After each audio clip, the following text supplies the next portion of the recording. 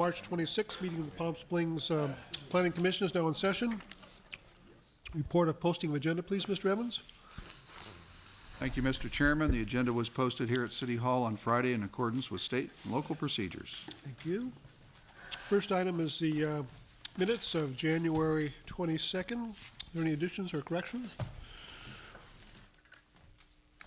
A motion? Chairman, I'd move approval as submitted. I'll second. Oops. Motion by Mr. Matthews, second by Mr. Grinch. All in favor say aye. Aye. Aye. Any opposed say no. Minutes are approved unanimously. First item on the agenda is public comments. Anybody wishing to address the Commission on Planning Issues in the City of Palm Springs, please come forward at this time. Seeing none, close public comments. Jumping down on the agenda, to item number 5, architectural approval, case 3.2308, application by Agua Caliente Development Authority for Golf Clubhouse located at 1097 Murray Canyon Drive, formerly the Canyon South Golf Course. Staff reports, please.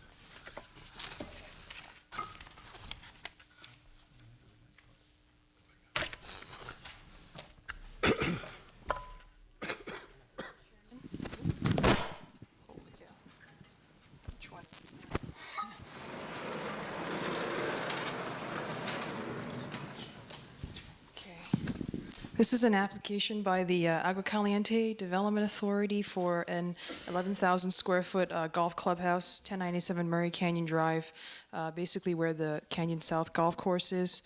Here's the site plan here. Essentially, it's a demolition of the existing clubhouse and then a rebuild of this new one. You can see it covers approximately the same footprint here. With regards to the height of the golf course, of the clubhouse, staff decided to take essentially the height from the average between the top of curb and the top of the dike in order to determine what the height of the clubhouse is. Using that method, it does meet the height requirements in the R2 zone, which is what the property is zoned, which is about 24 feet. It sort of exists on two levels. The entry point is at the ground level here. You can see on this elevation on Murray Canyon Drive. That's intended to be sort of a ceremonial entry.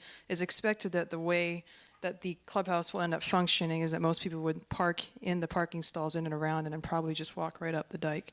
The second level on the floor plan, which is here, you have the ground floor plan and the dike level floor plan. Ground level, you have sort of cart barn storage. The entry, the top level is intended to take advantage of the views southwards towards the golf course, where you have a restaurant as well. This went to design review twice. They had a couple of comments with regards to the architecture. Primarily, if you can see from this ground level plan here, they recommended that the porte cochere, which was originally proposed as wood, to change that to steel so that it weathers better in the desert, and to widen this to be at least 1 car length wide. Secondly, they recommended that the roof line here be extended further this way, so it's sort of proportional to the extension on the golf course side. Those were the main comments. There was a minor comment with regards to these windows. The design team has addressed all of these changes, and design review was comfortable with the changes when it went this past Monday. The landscape plan was again reviewed. This is a preliminary conceptual plan. The final plan still has to go back before the design review board, as it's shown in the motion for review. One of the two areas where the commission would be looking at relief is primarily the code requires that parking be at least 10 feet from the property line abutting the street. In this case, the site is quite tight because it backs right up onto the dike, and the code does allow the commission to approve alternative design standards, and certainly staff is comfortable with that. One other design issue is that every 10 spaces there should be an island planter, and that is something that needs to be addressed in the final landscape plan to be reviewed prior to issuance of building permits. There was one condition of approval that we understand there is some concern about Staff required that a 5-foot wide sidewalk and equestrian trail be constructed along the entire frontage of Murray Canyon with a bikeway in front of the curb along the frontage of Murray Canyon, really as an aesthetic element.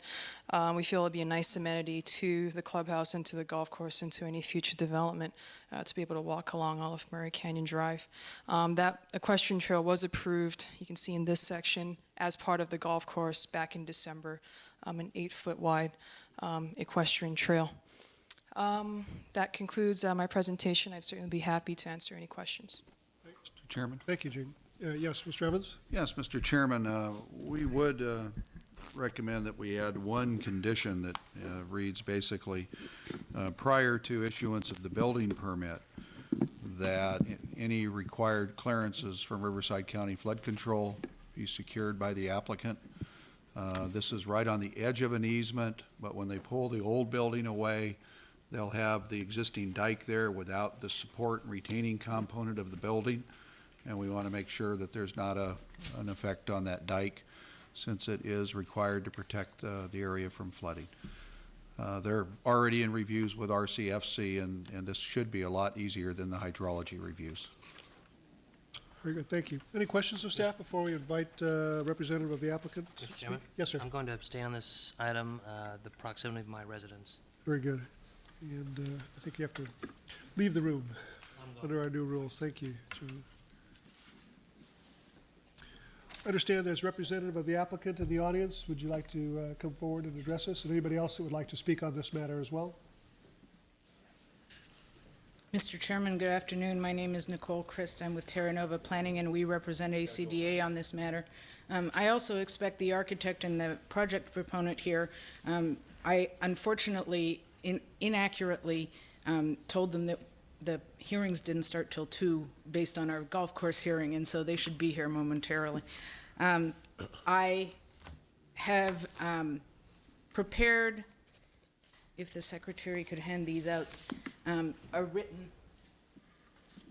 some written requests to changes for conditions of approval. The overall project, as you know from the golf course approval back in December, is a continuing effort to improve an old existing facility, the Canyon South Golf Course.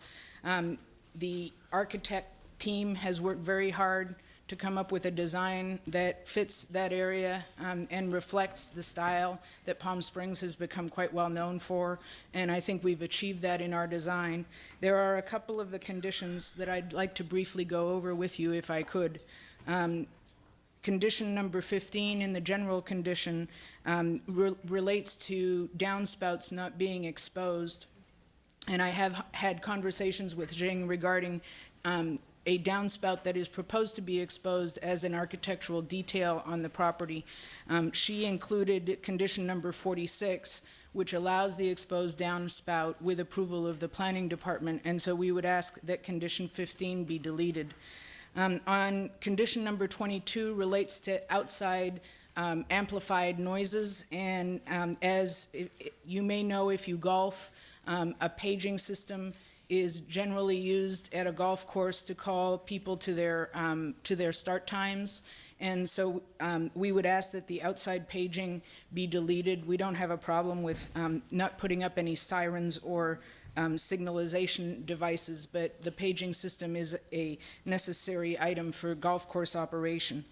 On conditions 26 and 27 relate to the inclusion of islands in the parking lot. As Jing pointed out, the site is very tight. There is not a lot of space in the parking lot. If you've driven by there, you can see now that it's a very narrow site. We would propose to include and meet the requirements of the city's zoning ordinance relating to shading, but we would like a little bit of flexibility with that, using tree wells rather than islands to provide the projection for the trees and still achieve the requirements for shading of the parking lot, because otherwise we lose potentially up to 13 parking spaces, and the site is already very tight in terms of parking.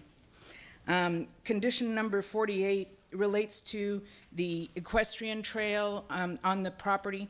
The condition requires that we install a trail on Murray Canyon Drive behind the sidewalk. We would propose, based on conversations that Mr. Razar has had with the Desert Riders, that Desert Riders would prefer to see the trail occur in a more horse-friendly environment, preferably on the other side of the dike. And as those discussions are ongoing, we would ask that the condition be modified so that the location of the trail could be determined in agreement with Desert Riders prior to the issuance of building permits, so that we could come to an agreement with it that would be acceptable to the city prior to the issuance of building permits for this building, to address the trail issue.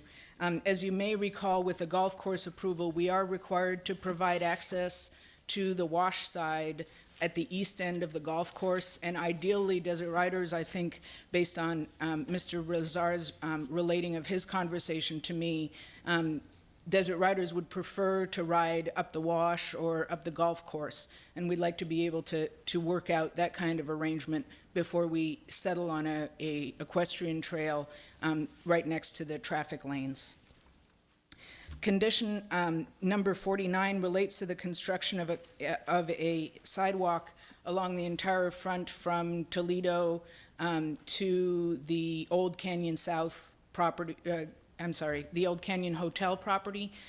We would ask that we don't have any problem with providing a sidewalk along the frontage of the clubhouse, but if that condition could be modified to limit it to that, the golf course plans do include the sidewalk, as does the specific plan, which is coming up quickly behind. Condition number 50 is a reiteration of 48 and 49, and if you are agreeable to the modifications that we are proposing on 48 and 49, we request that that condition be deleted. And finally, engineering condition number 4, which contradicts condition number 47, if that could also be deleted, please. And that concludes my comments. I'd be glad to answer any questions. Thank you. Are there any questions of the representative while she's at the podium? Thanks, there may be some later. Doug, I wonder if you could maybe start by just giving staff's position on these objections or requests for changes, rather? Mr. Chairman, just give me 1 second to just get everything noted correctly.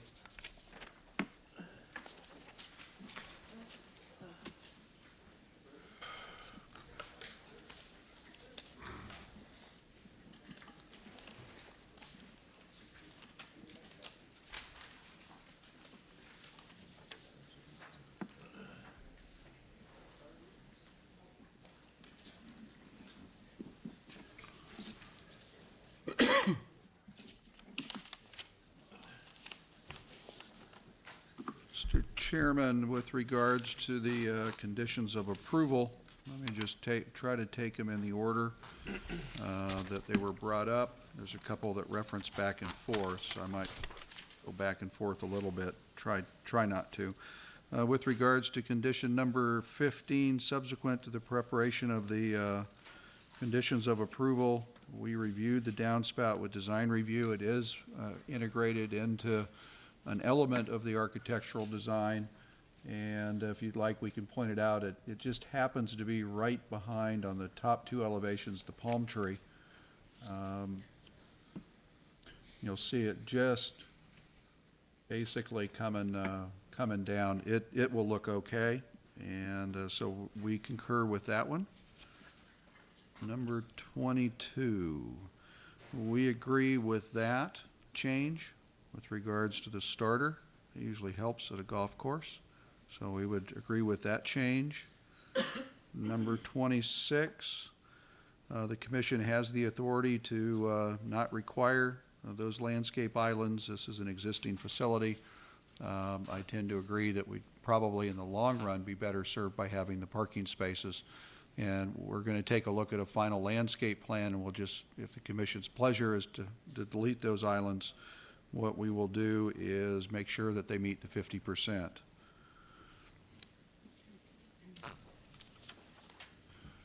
Regards to I'm going to start with planning condition 47. That has a linkage back to number 4. It's actually the last comment in the comment page, but I'll just try to keep them in order as we flip through. Engineering recommended that we have a 12-foot combination sidewalk bicycle path along Murray Canyon. Planning suggested that we put it in the street as a Class 2. And let me kind of explain the current situation, and it's really going to be a commission call. And I'm going to talk about bikeway, sidewalk, and equestrian trail. Currently, we have an equestrian trail. The approved golf course plan, I think Jing pointed out, we have an approved equestrian trail.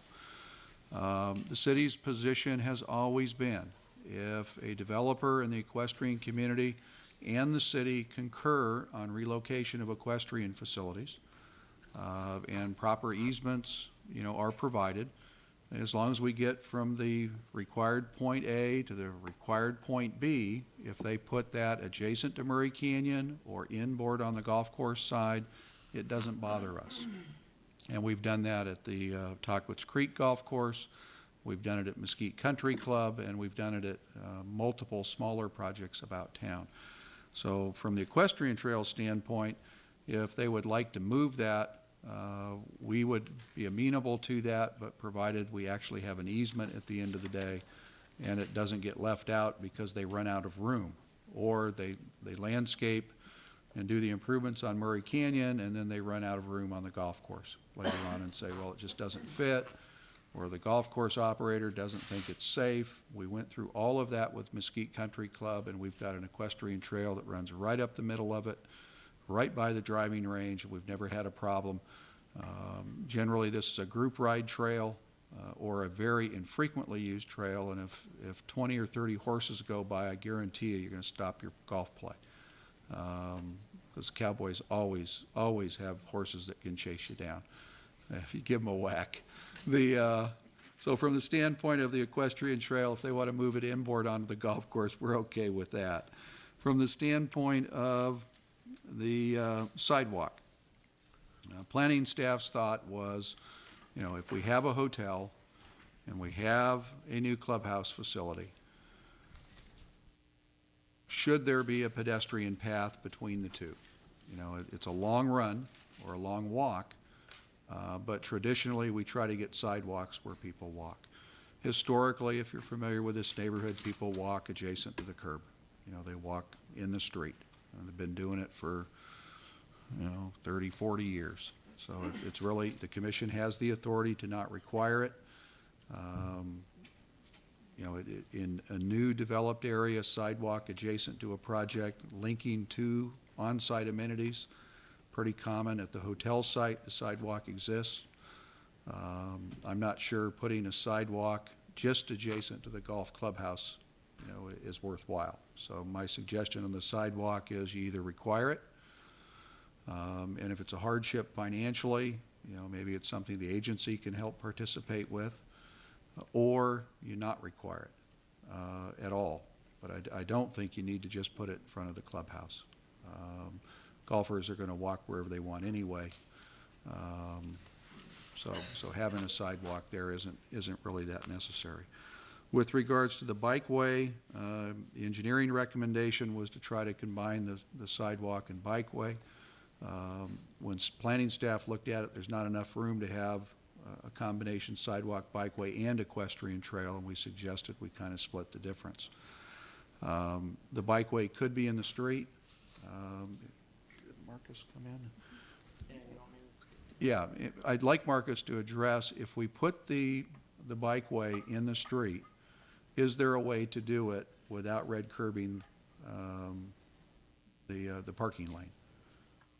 No, there's not. There's 32 feet on each side of the street. It's a secondary thoroughfare, so you basically have two 12-foot travel lanes and an 8-foot parking lane.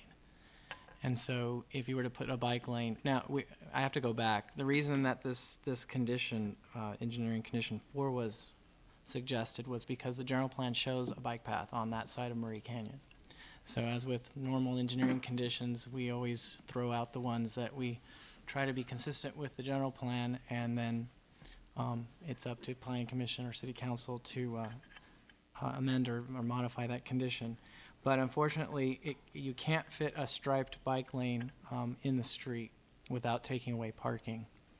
So it would be either you don't require or provide for a bike path along Murray Canyon, and it's just an unstriped Class 3,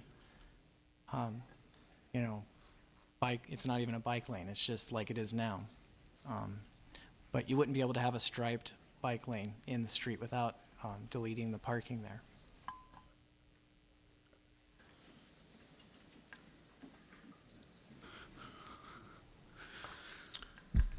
All right, thank you, Marcus. Are Mr. you Chairman, done, would you like me to go through the rest? Yeah, why don't we finish your comments Okay, here? and so the commission has a range of options relative to sidewalk, bikeway, and equestrian trail. The trail, I think, is pretty simple to deal with. It's either adjacent to the dike on the north side of the dike, or they move it to an alternative location. And you can be really creative on golf courses with equestrian trails, and we've had good success with that. The sidewalk, commission call; the bikeway, a commission call, and I think the applicant's position that it's existed out here for an awfully long time is one that you might want to consider, although you'd give up an amenity. I do have to tell you, on the sidewalk and bikeway, in the approval of the Planned Development District for the Canyon Park Resort and Spa in '94, it was not required. In the approval of the golf course this year, it was not required. All we required was the equestrian trail. And it was probably, in looking through a document that thick and a file about like that, I think planning and engineering staff overlooked it when we looked at the golf course, or we would have brought this to you in the golf course review. That's the challenge of specific plans with lots of text. With regards to the next conditions, number 4 on engineering, that one we've already addressed, and I think that covers all of them, Mr. Chairman. Very good, thank you. I understand we may have some late arrivals, representatives of the applicant. Is there anybody else that wishes to speak on this matter?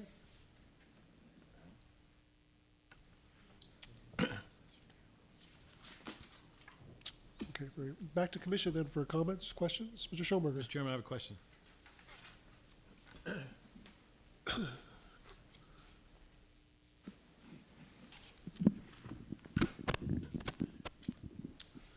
Zing, I had not seen this plan before, and I'm looking at this plan, and am I correct that Murray Canyon Drive runs here this way, and this is like a porte-cochere to get into the golf course?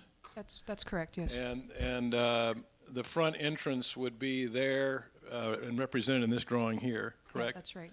And so what they've done, if I'm looking at this thing correctly, is the way it is now, this is a large grassy bermed area that runs down to the street, and they've taken that berm out and replaced it with this porte-cochere arrangement? Yes, actually, yeah, if you're comparing it to existing Yes, conditions. right. Yeah, I'm just trying to visualize what we have here, Right. what we have, what the new design looks like compared to what's there now. And I still don't understand. I think I understand that now. We'd have Murray Canyon here. I'm not sure why, and maybe somebody from the applicant can explain why they even have this, because that front part of the clubhouse has never been used as an entrance. Everybody comes in by way of the parking lot. So I'm not sure. Maybe somebody from the architect can explain what use they expect to make of this front entrance feature. And then also, I can't quite understand what we're looking at here on the front facade. Maybe you can help me understand what that is. This part here that is in the gray tone. Well, okay, let me just explain the difference between this plan and what's existing. Right now, this parking lot here does not exist. This, obviously in front, does not exist right now. This is all going to be taken away. This parking lot here does exist, so you're correct. I think I passed out some photos that I don't know where they are right now. But I think that may be something that the architect could answer as to the rationale for that particular entrance feature. With regards to your question about what this is, it's called out here as board form stained concrete. Again, the material is somewhere over there. And I think, did you have a specific question about what, or is it? I guess the question is this a wall that runs along the front of the clubhouse, or is this stained concrete part of the building itself? I mean, is it recessed out here in a wall, or is it back up against the? Is it a feature of the building? This comes out. This feature here it juts out here, and the staircase itself, if I can show it, it actually wraps around and goes up. So this wall here actually is pushed up. Yeah, right. Oh yeah. These are very good questions. In fact, we reviewed a lot of these. Excuse me, in our internal. you're the project architect? Yes. I wonder if you'd give us your name, please, for the record, and then proceed. Sure. My name is Tom Ito with Gensler. Very good, thank you. Architects. And part of the rationale for doing a portico share, and this came up, was because this clubhouse is really going to be in concert with a future development with the hotel, and that there was going to be a lot of kind of cross-play between some of the visiting guests at the hotel, and then actually be shuttled to the clubhouse. So much different than how it's being used now. We wanted to make sure that there was an inviting entrance to the clubhouse, so we wanted to have a feature that kind of drove that out in the notion of a portico share. If I pronounced this right, seemed a nice way to have an inviting entry as you're driving up to the clubhouse in a shuttle. So that was one rationale, to give some identity, some nice entry, an arrival sequence to a clubhouse in adjacent to an upscale facility. So that's in response to that. Does that answer your question, Sean? I think I understand it better now. Okay. While you're discussing that issue, the architectural review had recommended widening the portico share, and that's in our motions agenda. You have no problem with the suggested modifications? Not at all. In fact, we've taken that into consideration, and we're going to. Very good. We actually had revised that in response to that meeting. Any other questions of the project architect while he's here? Thanks very much for your comments. Thank you.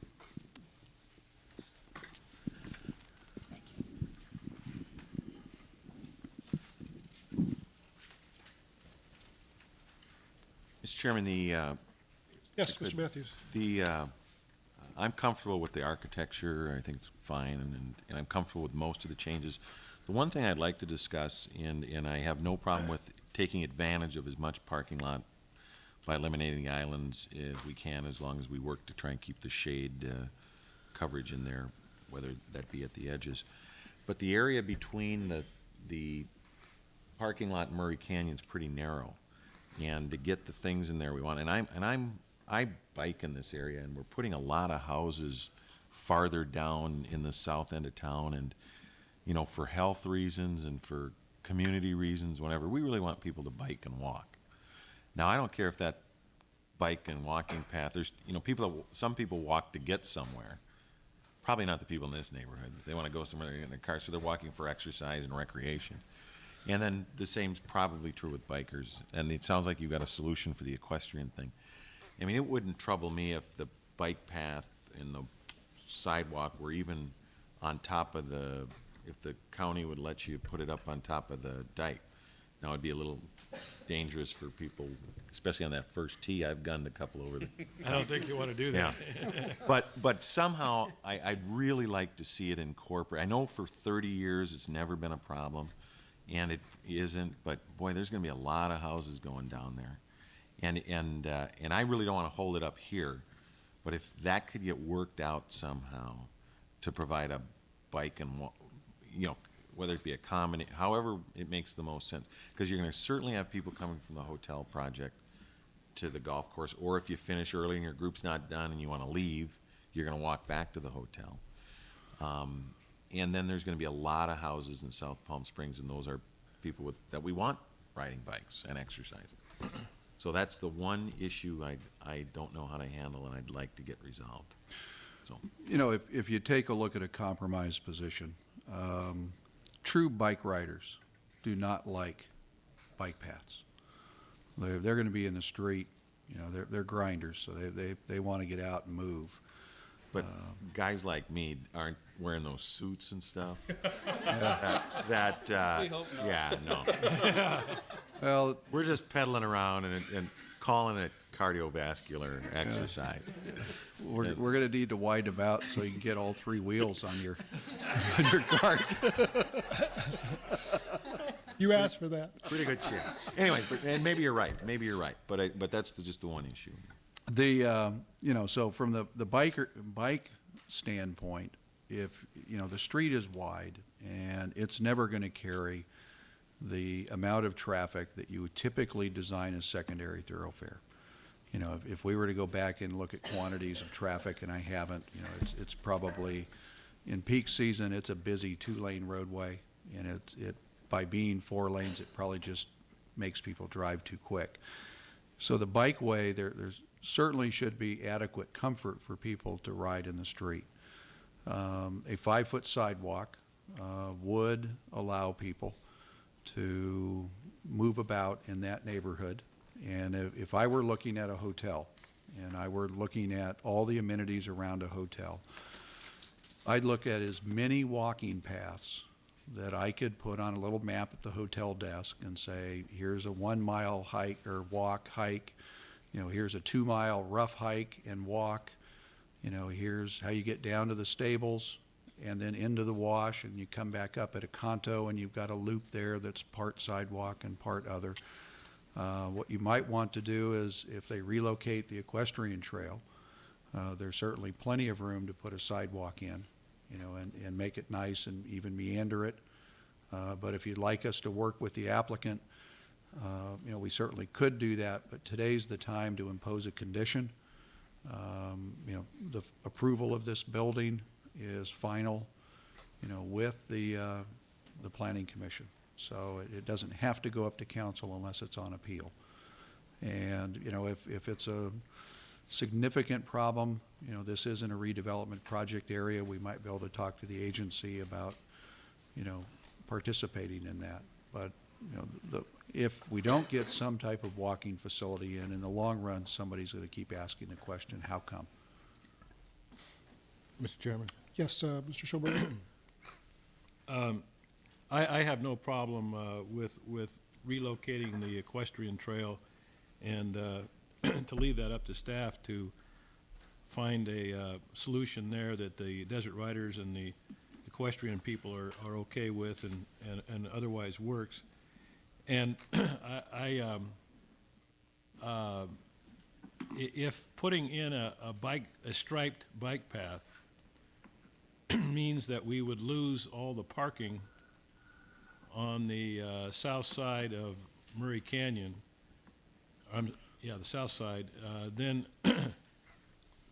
pardon me, I would not be particularly in favor of that, because there are occasions when the golf course needs that street parking and is convenient to the golfers. It's not all the time, though, so that most of the time there's no cars parked on that side. And if bike riders want to ride their bikes there, I don't think that a striped lane makes that much difference for the bikers, except for possibly one of our commission members.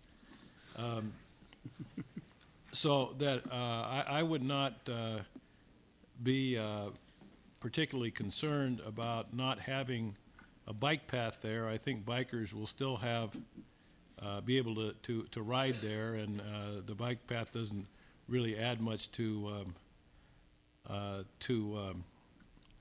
their use.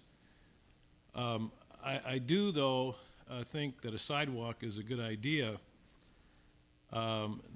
There's a good sidewalk on the other side of the street, but it ends where the private club begins. So that there, and then it picks up again down a ways. But and then the sidewalk extends then. I think it's an 8-foot wide sidewalk most of the way up to South Palm Canyon. But if you're walking between the hotel and this golf course, then you'd have to cross the street to use the sidewalk and get back, and then cross it again.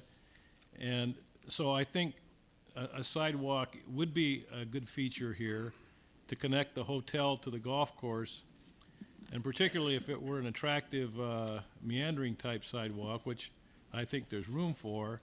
I think it would be a very nice feature, not only for the hotel and the golfers, but for the people in the neighborhood. So my thinking would be to let them move the equestrian trail, do away with the idea of a striped bike lane, but put the sidewalk in. And I guess that would involve additional expense.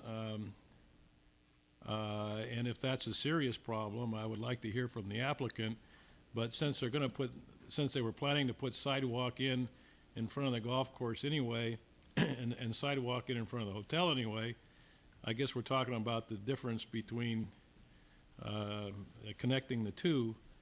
So I'm not sure that there's all that much expense involved, but I think it would be important to have sidewalk on that side of the street, given what we eventually will see on that side of the street and what's going on in the neighborhood.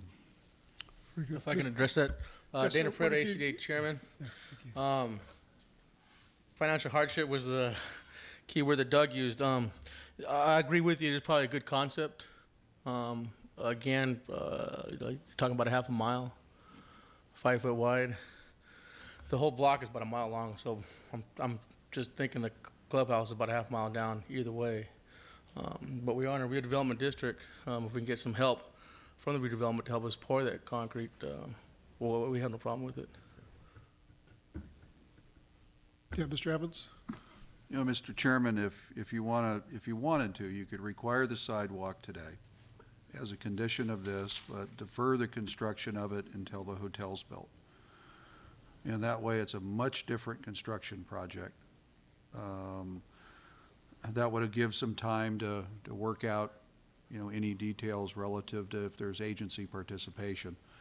You know, and it may be, you know, a year or two before the hotel's built. And that way, it doesn't become part of the golf course budget. As the commission well knows, the Development Authority got hit real hard by the Sierra Club, and it's cost them a year and a significant expense to redesign the project. So maybe that's an alternative, and when we're looking at a 300 or 400 room hotel, it might be easier to talk about a half mile of sidewalk. I'd suggest if you're going to do the sidewalk, we might eventually want to go all the way down to the Smoke Tree Stables so you can Agree. loop all the way around. And I really think that we'll see lots of hotel guests out there walking, and that's good for hotel business in the long run, to talk about beautiful walks and being able to see, you know, all the things you can see in Palm Springs that you can't see in most other towns. Very good. Ms. Conrad, you had a comment? So I totally concur about the equestrian trail. I think that I'm not usually a proponent of sidewalks, but in this case, I think it's either all sidewalk or no sidewalk. And I think we should have all sidewalk. I think that with what's going to happen there in the future, apropos of Mr. Matthews' comments, I think we need the sidewalk. And there will be room if we delete the equestrian trail on Murray Canyon and put it somewhere else. And it could be, you know, meandering and beautiful, and I think it should be there. And when it gets built, I think we could have a lot of flexibility about. And I agree with the parking lot, but I think because they're not going to have to do islands, that I would like to see some embellished landscape. I just don't want a few little trees lining both edges of it. I think that there could be something really creative done that gives us at least 50% shade, if not maybe a higher standard than the rest of the city lots. And the last thing I have to say is that I understand the calculation for the height, but the architecture, I'm surprised that Design Review didn't have a little more to say about the monolithic look of that front of that front facade, and I agree, not everyone will be looking at it from right straight across the street, but that's 30 feet straight up. And it does have the little jog with the entrance, and it only has this few little windows, and it's a lot of concrete, and it'll probably be pretty, given the materials, but I think that the landscape plan really needs to address that. I guess all in all, it's not that high from the top of the berm, but I think that some attention on the final landscape plan needs to be paid to how you break up that big mass. That's just essentially one big square with a staircase up the center of it. And I think widening the portico share helps a little bit, but we need a little more embellishment there too. And otherwise, I don't have a problem. Very good. No, you are. I note that the project landscape architect is in the audience. Would you care to make any comments concerning that last suggestion? Or maybe those issues are something that you've already contemplated?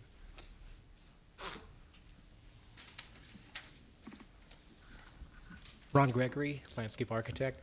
I think with regard to your last concern, that being embellishing or softening the mass of the building there, I believe we can do that. There are planters adjacent to the building which we can work with, which would help nestle it in a little bit more. I would like to bring up, since I have this opportunity to speak, a little concern about embellishing the parking lot. I'm curious, from the city's perspective, have you had any type, over the years, any type of response to the trees in the Leisure Services Center, where the trees are parked at the, call it the beginnings of the parking stalls as opposed to the ends? Have there been reports of people bumping into those trees? I would think that this is one of the older establishments I'm aware of with that type of planning. Yeah, we just recently tore them all out and redid the parking lots because people knocked the trees down. That's what I was afraid of. Yeah. And I recently was at the revised Hyatt Hotel in Indian Wells and saw their planting the same approach. And I was looking at smashed over trees, and they hadn't even opened it yet. So if your request to have embellishment in the parking lot does not, I know you didn't say that, but if you're, okay, great. I'm not a landscape architect, so I wouldn't even presume to dictate to you how to do it, but Okay. I don't have a problem deleting the islands, but then give us something that really does provide the shade. I mean, I know that there are many parking lots in the city that conform to the 50% shade ratio, and when you go to park there, it doesn't seem like there's 50% shade. Well, in theory, it's at the maturity of the tree, I understand, Yeah. but which might never happen. Mr. Chairman, in the motions agenda, we do have a motion that talks about a revised landscape plan. This is a preliminary plan, and I'm confident the design team can work on the landscaping and, soften up the front, get good landscape design as well as shading, and we'll just work with that on the final plans if that's the commission's pleasure. Very good. I had one other Go ahead, question Mr. before Schulberger. Mr. Gregory leaves the podium. Maybe you can help me understand how the parking area is screened from the street? Well, through the use of the landscape parkway, which is in this case providing several responses to different situations. For example, that area serves as a lower story screen to hide parked cars to some degree from the street. It also provides an opportunity to plant trees in pretty heavy profusion, as you can see, to attempt to get close to that 50% shading rule. One of my concerns with introducing a meandering pedestrian and bicycle path in there is that it'll make the challenge a little more interesting as far as providing screening of parked cars and an effort at providing close to 50% shading. So that parkway area has a lot of work to do. Is there a wall around the parking? I don't remember one. No. So that the only thing that will screen those two parking lots from the street will be trees? No, not so much trees, mostly berming, boulders, landscaping like shrubs. The trees tend to grow a little higher. Yeah. Well, for someone driving along Murray Canyon, is that parking lot just going to be parked cars just obvious open from the street, or will it be sufficiently screened with berming and boulders and whatever else is going to be put in there that it just doesn't look like a parking lot over there. Well, I think most people will realize that there's a parking lot there, but you won't be looking right into the headlights of parked cars. You probably will see the roofs of many of the cars. Our effort would be to try to achieve an average of 36 to maybe 42 inches in height of combined berm, boulders, or shrubs to reduce the impact of the parked cars. Well, I certainly would be in favor of trying to get that as high as you can, so that, I mean, that's a scenic part of that drive there. I mean, it's a key street in town, and I think it would be important to, with some creative landscaping and some mounding and berming and boulders or whatever you can, so you're not just driving along there and there's two big parking lots sitting there next to it.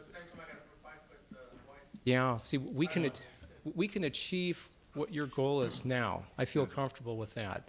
But when we introduce a meandering 5-foot sidewalk, it will become very difficult because we won't be able to get the berm height, consistent berm height in. You know, right there in front of the parking lot, you know, if you think of how people walk, I'm walking from the hotel, if I'm going to the golf course, you know, in front of the parking lot, you almost don't need the sidewalk because you're going to walk into the driveway, and that's what I would do as well. And where you're most difficult, where it doesn't have to meander, is right in front of there, where you've got very little space.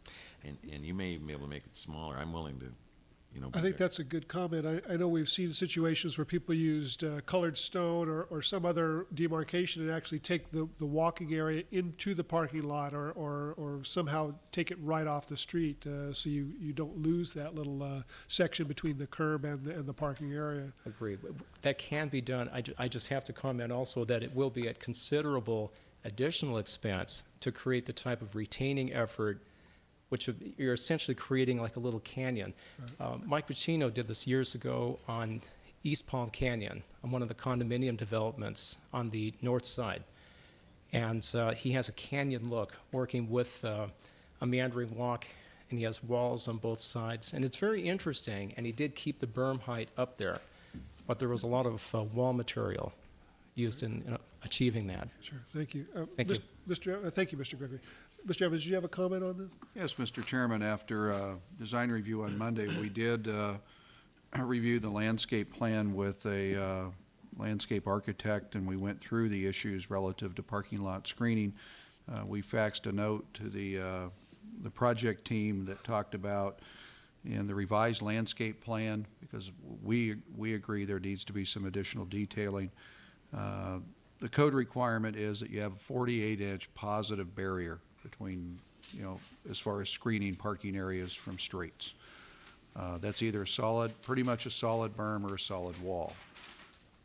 In a 15-foot plus or minus parkway, you're not going to get there with berming.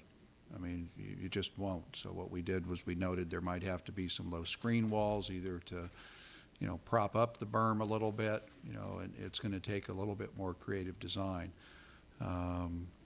But we agree, you know, that this needs to be worked on a little bit.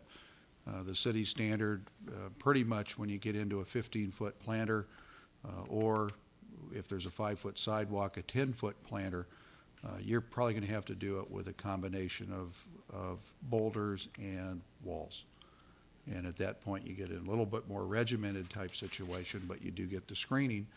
And, you know, but it wasn't our intent to have this, you know, be open and visible.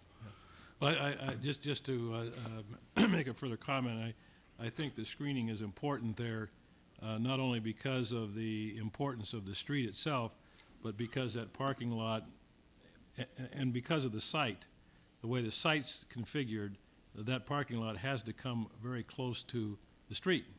And so it's not like it's a setback parking lot where the screening may not be quite as important. If you have the cars that are parked that close up to the street, I think it increases the importance of trying to do some creative screening so that we can make the best out of what is admittedly a difficult situation.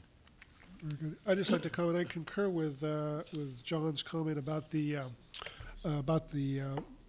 striped bikeway. I think that this thing is 64 feet across, and I think that it's been part of the Canyon Loop for a long time, and I've ridden there, and a lot of people do, and without a striped lane, it doesn't seem to be a problem at all, and I'd hate to have it red line so that there's no parking in the event that we do need it. Unless there's any other comments, I'd entertain some kind of a motion. Would I'll try it. go ahead, Mr. Schoenberger. I would move approval of the application, subject to the conditions proposed by staff, with the exception that we would delete condition number 15.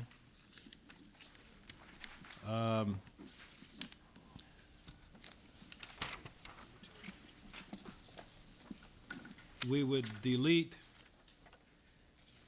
condition number 22 insofar as it refers to outside paging. We would modify conditions 26 and 27 to eliminate the islands in the parking lot, subject to approval by staff of the final plans and compliance with the 50% shading requirement, and also subject to review by staff with respect to the concerns that have been mentioned regarding the screening of the parking, and that we modify condition 48 to require a 5-foot sidewalk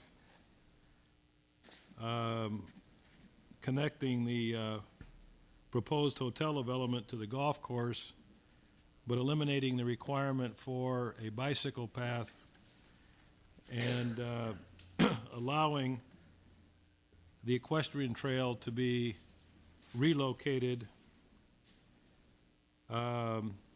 subject to final approval by staff after consultation with the equestrian community and the applicant.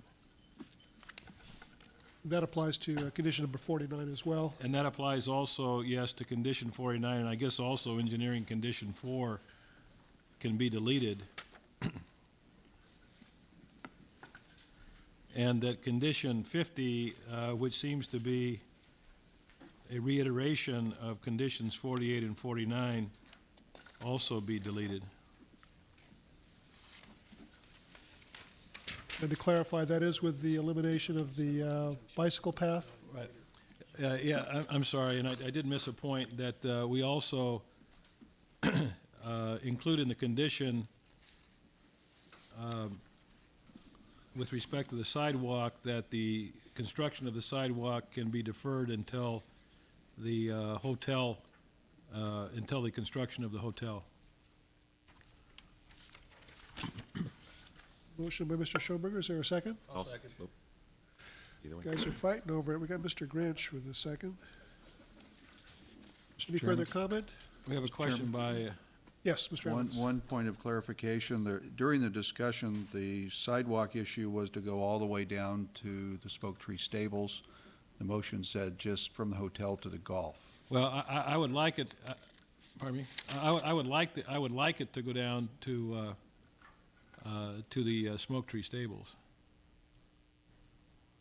You'd have to add that to the motion, Mr. Chairman. All right, I would add that then to my motion. In other words, that's the full frontage of the property being developed. Right. So I'll add that to the motion. Mr. Grinch? As long as the redevelopment district is willing to take a look at How much more are we adding? I guess that's the question. To add this additional sidewalk, how much more sidewalk are we talking? It's probably almost a mile's worth of sidewalk from the hotel down. Well, on the other hand, if we don't get it now, we're not gonna get it. Well, I'll second that motion if Mr. Grinch Well, no, doesn't I'm just, want to. here's a question, I get, because this can always go to council on an appeal after we approve it, so I'll maintain the second. Okay. Yeah, and I would just add that I think you can defer it till the construction and also then refer it to the redevelopment agency. Oh, you can't, we can say we'll run it by the agency, it's a separate body, but I suspect the applicant will contact the redevelopment agency. All right, we have a motion and a second. Does everybody understand? Any questions? Okay, all in favor, say aye. Aye. Oh, go ahead. Your landscaping, staff will look at the landscaping in the front of the building. I Yes. take that was acceptable to the applicant. Mr. Grant, you had a follow-up question? Yeah, also, the sidewalk, because you have ADA constraints and other things, is there a possibility as you go into the design of the sidewalk following a berm? I think I see it on Dinah Shore as you go into Ranch Mirage, where it's not a flat sidewalk on grade. They meet the 1 and 12, and it sort of follows, so you get some berming, but the sidewalk follows that contour, just a we'll work with them on a meandering type sidewalk. They've got a plan already for the parkway. Basically, they could put the sidewalk in where the equestrian trail was and not have to make a lot of adjustments to their landscape plan. All questions satisfied? Okay, all in favor, say aye. Aye. Any opposed, say no. Motion carries 5-0 with one abstention.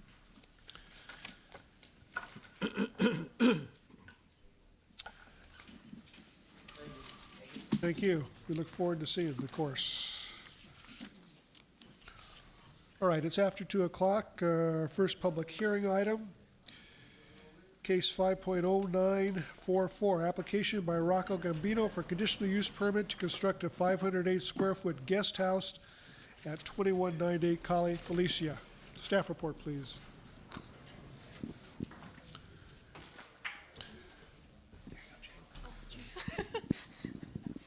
Excuse me, are you Mr. Gambino? Yes, sir. I wonder if you just have a seat for a moment. We'll open the public hearings in just a moment after the staff report. Certainly. Thank you. Thank you, Mr. Chairman. This is an application for a guest house in excess of 1/50th of the lot area, located at 2190 Calle Felicia. You might not be familiar where it's located. It's got this little vicinity map here. It's at the corner of Calle Felicia here and Arenas, and it's basically that residential neighborhood just to the west of the Palm Springs Mall, so, and north of Barristo Road, so just to get you oriented there. A guest house greater than 1/50 of the lot area is permitted in the R1C zone, subject to the fact that the lot is greater than 15,000 square feet. And in this case, the lot does meet that requirement at 17,000 square feet. The existing residence you can see on the site plan here, and I'm also going to pass these photos out so you can take a look at the front and the rear yard, is 1,800 square feet. The proposed guest house is in this location at 508 square feet. They certainly don't exceed their lot coverage, 35% maximum. In the photos, you can see that there's an existing 6-foot wall here where the proposed guest house would be located. It does comply with all the property development standards of the zone, and it would not exceed 12 feet. I believe is actually probably a little below, about 11 feet 6 inches. As a condition of approval, staff has required that the guest house not be permanently, rented out or used as a rental unit, and that's part of our ordinance, so we've included that as a condition of approval.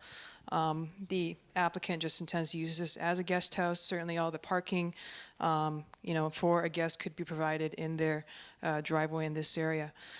Staff recommends approval of this conditional use permit, and I'd be happy to answer any of your questions. Thanks. Any questions of staff before we invite public comment? Seeing none, we'll open the public hearing. Anybody wishing to address the commission on this matter, please come forward at this time. Please give us your name. Yes, Mr. Gambino, this would be the appropriate time if you'd like to comment on your application. Well, it's a relatively simple guest home, as Jing pointed out. I'd be most happy to answer any questions. Very good, thank you. There may be some. Anybody else wishing to speak on this matter? Seeing none, we'll close the public hearing. Back to commission for comments, questions, motions. Mr. Chairman, I'd move approval subject to the conditions in the staff report. Second. Motion by Mr. Matthews, second by Mr. Caffrey. Roll call vote, please, Michelle. Ms. Conrad? Mr. Matthews? Aye. Mr. Grinch? Mr. Schonberger? Mr. Caffrey? Aye.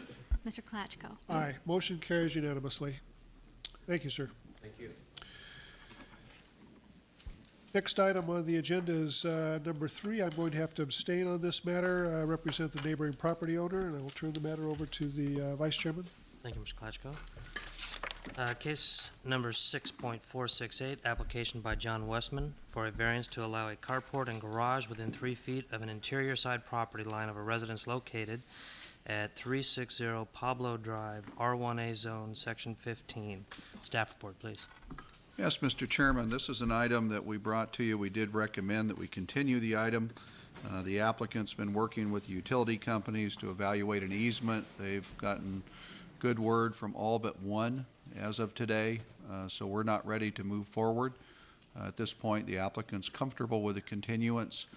This is an item for a public hearing. If there is anybody here that would like to testify, we have to give them the opportunity, and then at the end of the public hearing, we'd ask the commission to continue this to your next planning commission meeting. All right, well, I will open the public hearing. If there's anybody wishing to comment on this item, please come forward. Seeing none, we'll close the public hearing, and we'll go back to the commission for we need a motion for continuance? Mr. Chairman, you want to keep the hearing open? Oh, keep it open? Yeah. Okay. Then we will keep the public hearing open. I will. And continue. And continue. Your motion to do that? Mr. Chairman, I move we continue the public hearing till our next regularly scheduled meeting. Second. Okay, we've got a motion by Mr. Matthews, second by Mr. Schoenberger. Roll call, please, Michelle. Ms. Conrad. Aye. Mr. Matthews. Aye. Mr. Grinch. Aye. Mr. Schoenberger. Aye. Mr. Kathy. Aye. Pardon me. And someone might step out and let Mr. Klatchko know that it's already over.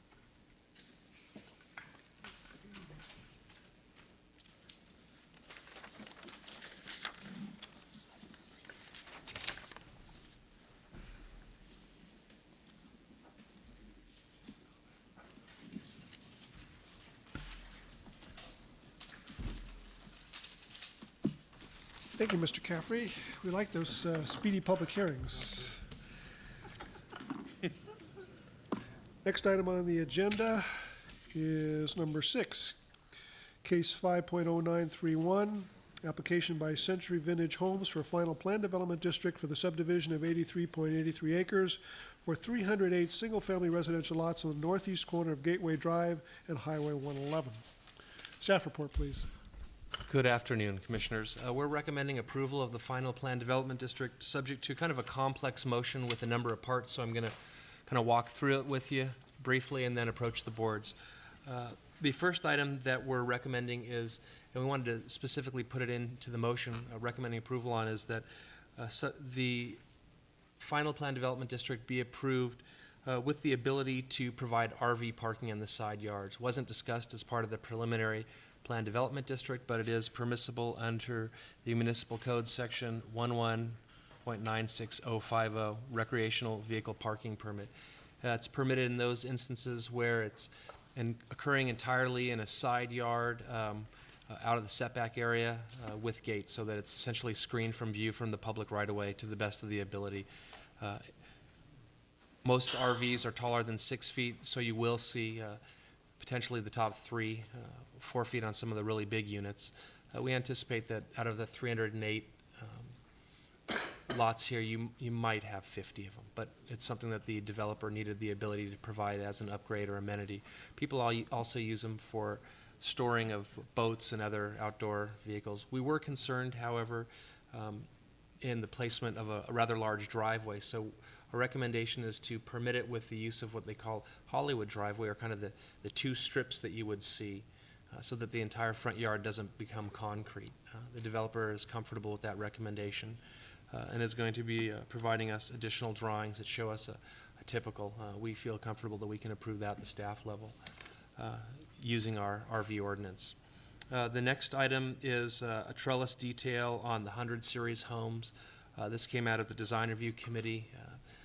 Something that we need just a little more work on. We're also comfortable we can do that at the staff level based upon the review of the design review committee. On Plan 203, there was a recommendation by the DRC to eliminate the stone on the garage columns And I'm sorry, I skipped over item C here, submitting a FERD solar option on the 100 series homes. Which this would do with the northern exposure rear elevation, it would provide for some recessing of the windows. And that's something, a detail that we're going to take a look at based on the DRC's review. I'll let you kind of look through the rest of the motions agenda while I approach the board. Last item I wanted to call specific attention to was the restoration of the meandering sidewalk and equestrian trail on State Highway 111. It was something that was both requested by the Sierra Club in terms of the equestrian trail and depicted earlier on the preliminary plan development district. In working with the applicant, they've decided that they can restore the meandering sidewalk so it's not an imposition or something that they're wholly uncomfortable with. I will approach the boards and kind of walk you through some of the brief issues. If I could just clarify the area for a trail. We don't want them to go out and build a formal equestrian trail. What we want them to do is set up the landscape plan so that when and if we need to put a trail through there, we can come and basically move the trail through the property without having to tear up irrigation and landscape. It's a long-range idea of having a trail that goes all the way out to Windy Point and beyond. It's a valley-wide effort. And, you know, it may be a long time before we actually need it, or it could be very, very infrequent when it's actually used. And what we'd probably do is just put equestrian signs in every 100 feet, and basically you just follow the signs like we do through Mesquite Country Club. And as long as the horses aren't, you know, tromping all over the irrigation system, it won't make any difference, you know, how it's really improved. Okay, again, two key issues, meandering sidewalk on State Highway 111. Because this is the last development in the area and because of the excessive speeds on that portion of Highway 111, it's a state highway and people are trying to go somewhere. We felt that it's inappropriate, no matter what the width of the sidewalk is, to have it directly adjacent to the curb. It's just not a comfortable place for pedestrians to be. And as Mr. Evans mentioned, this is going to link up to a regional system. In the not too distant future, we wanted to have it pulled back. There's no shortage of additional right-of-way and setback area that we can meander the sidewalk through. It does remain meandering on this side of the entry. As you'll note in the motions agenda, there's a number of conditions relating to planting. In final analysis, the planting here along the highway is just not dense enough in terms of the materials, size, and we'd like to see some additional material in there to provide a nice entry statement, but also to kind of shield and soften the view when you first approach the site.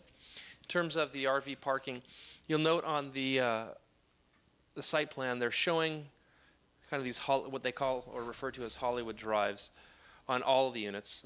They're showing that it could be laid out that way, but we don't anticipate them providing it. It would be an upgrade for the applicant, for the applicant's customers. Again, you're seeing kind of these dual, essentially pads for your wheels to go in, and they're would all occur behind gates. We're comfortable with that. It's a nice upgrade, and people do like to store their vehicles when available at home. Again, there's some typical landscape plans and the details they've worked out at the street ends here and here that will be replicated on all of the stub streets. So we kind of dress these up. With those few items, we're recommending approval of final plan development district. The applicant's present today and would be more than happy to speak to you, answer any questions you may have. Very good. Thank you, Alex. If the applicant or any other individual would like to address us on this matter, now would be an appropriate time to come forward.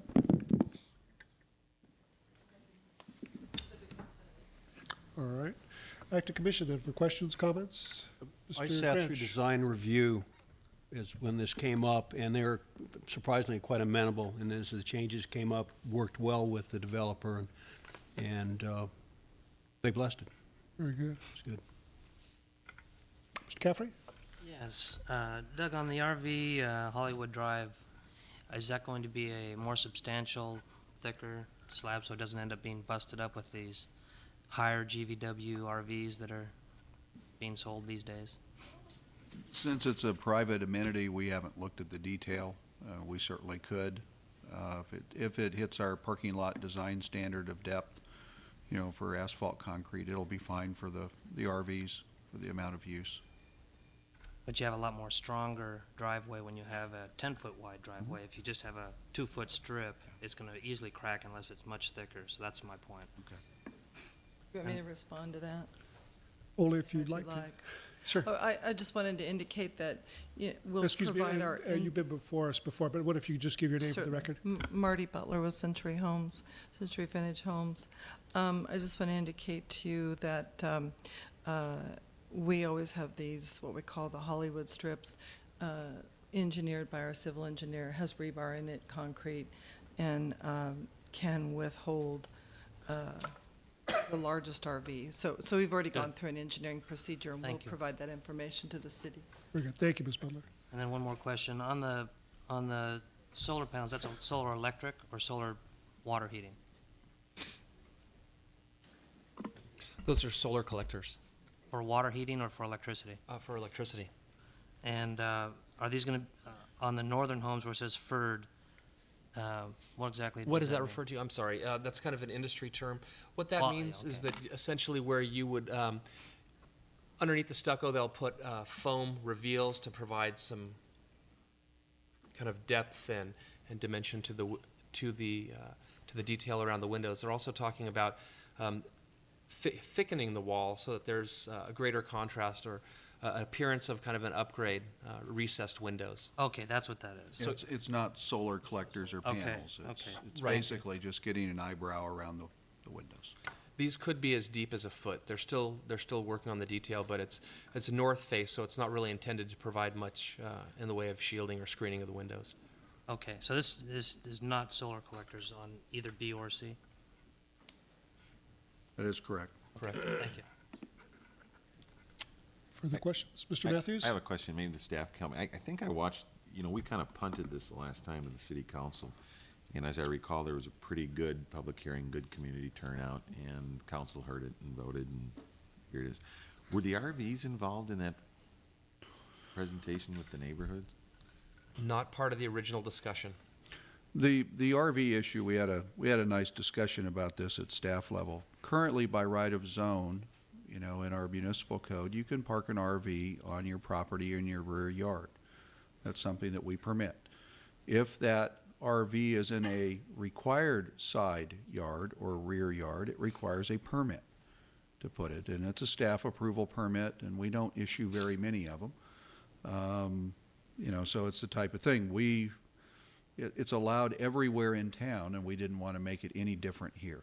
Okay. And what Marty wanted to do as the developer is get a standard plan approved to show how we're going to do driveways, so that we don't end up with, 12-foot driveways on, all along in the front yards. Okay. So it's a good design. Thank you.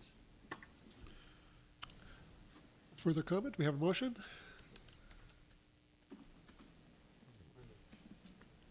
Mr. Grinch?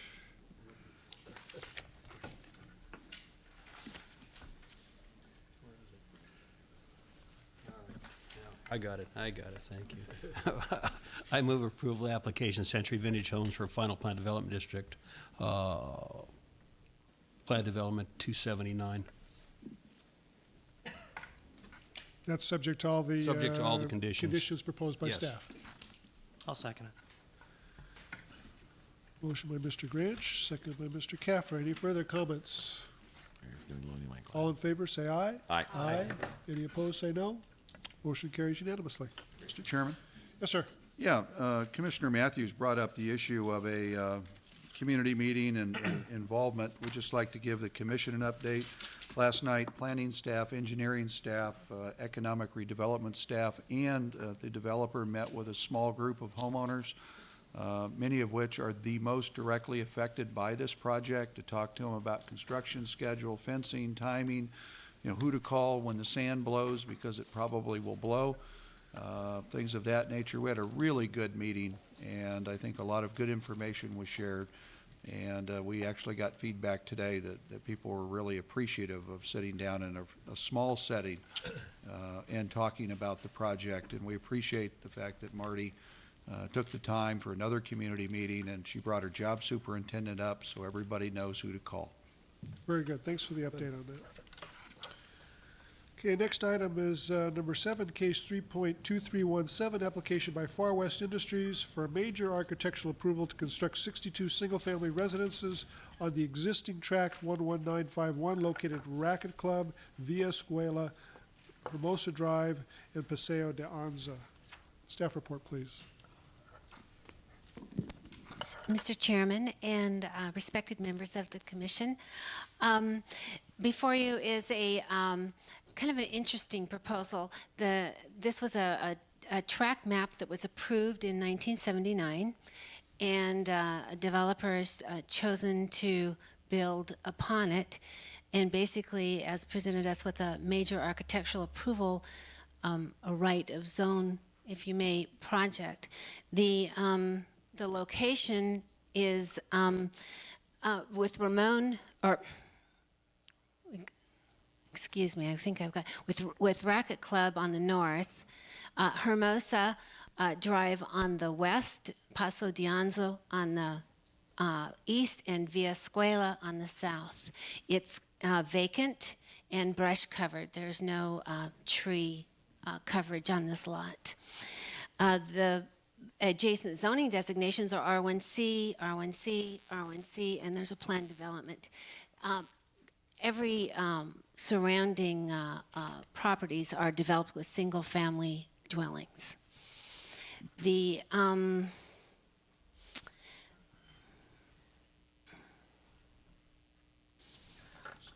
I basically, there's the design review committee looked at the architectural drawings and chose not to utilize, they're substituting. There was a restudy, this, and I had part of it got folded over here. This is, oh, no. so you understand, I'm sorry that that's a little confusing. It wasn't redrawn in its entirety. But they proposed that architectural elevations were approved once the restudy was accomplished with the contemporary design. They were pleased to see a contemporary or modern architectural style added to the Spanish and Tuscan styles to give a little bit of diversity to the project. There's one development that I feel that I need to bring up. It was brought to my attention by the developer. It's in your conditions of approval. Planning condition number 23 talks about a reciprocal access agreement, and I'm going to show you how it's adjacent to Racket Club. And you can look up here, and we see there's shared driveways. And these we said, okay, fine, they're going to have a reciprocal access agreement. The original tract map, one of the very few conditions associated with it, showed the side, or lot number 1 and lot number 6, accessing off of Hermosa and Paso de Anza, or Paseo de Anza. And we chose to go with the developer's request to please access on Racket Club. Engineering, I had discussed this, and I thought we were on common ground, but we weren't. And they have conditioned this in engineering condition number 7 on the let's see, it'll be on the Racket Club. They'll say Racket Club number 7. I'm sorry, there's not a page number to refer to, but where they were still accessing off of the Hermosa and Paso de Anza. So, and then they shared an access between lots number 5 and 4 and 3 and 2. The developer would prefer to maintain this arrangement. It goes with his architectural design, and he's would like that. I'm leaving it on to you to for consideration to see if there's, it's the one item I can say that probably isn't, it is not consistent with the previous track map. The lot sizes are the same. Mr. Chairman, if I could comment on that. The intent of the original condition was to make sure that we didn't have driveways, independent driveways up near the corners on those end lots. The applicant did come to Development Committee fairly early and show us the plan, and what they're basically proposing is a circular drive type condition with shared access between the two properties. So both properties would have the ability to turn and come out straight, and that's really the intent. The code, as it's written right now, does not prohibit driveway access on thoroughfares. It says you have to have a turnaround. Going back to 1979, there was a condition that basically said put those driveways on the side streets. The applicant certainly could probably find a building plan and turn the driveway or the garage, but it certainly would require them to do a redesign of their buildings. Mr. Chairman, I would make a recommendation. I didn't get a chance to look at the landscape plan. And in this area and most of our areas, we try to get the trees at 24-inch box. They're at 15-gallon trees. On a windy day in this neighborhood, 15-gallon trees are going to snap over and probably not do very well or grow crooked. So we'd suggest that the front yard trees, and it appears that there would only be a few, no more than 2 for most lots, those be upgraded to 24-inch box trees.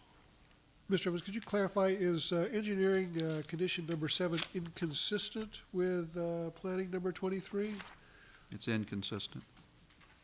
If you adopted the second part of number 7, they would have to redesign their driveways on Racket Club as well as the houses.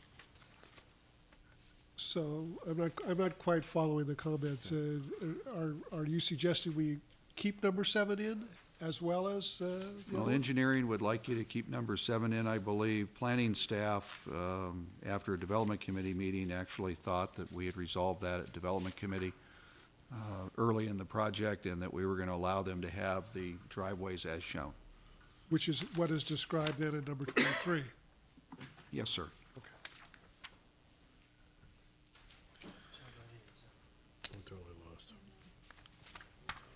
Is there anybody in the audience who wishes to address us on this matter?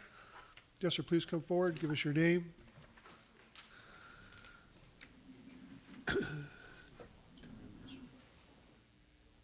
My name is Kit Kenyon. I'm project manager for Far West Industries.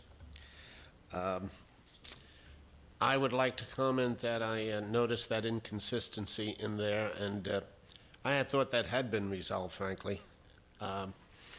We would prefer to leave the concept as it is for reasons that, yes, it would require changes in the plans. It would require that effectively turning those lots, we would end up, since those end lots have a house that's too wide, we'd end up on that street with 6 houses all of the same plan.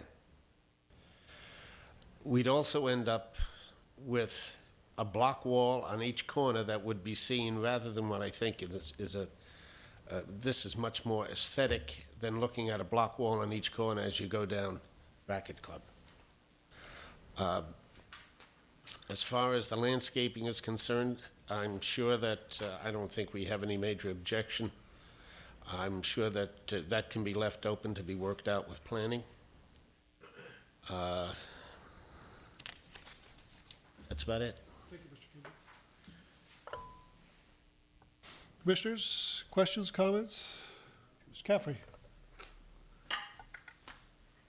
I don't have a problem with those driveways being the way they are, except I would have one comment that it's a large driveway, that maybe a portion of it, maybe the center portion of it be of a stamped style or decorative of some, or colored or something, just to give it a little relief. And also that there would be no parking in that center area, so that it can be used as a turnaround, or something they can back into and leave, so there's not a bunch of cars parked there. I'd hate to see, especially like RVs and junk cars and things like that piling up in that area. With regards to the parking, that would be covered in the reciprocal easement between the two because it's intended that you can't park in the connecting part that you can actually, drive through.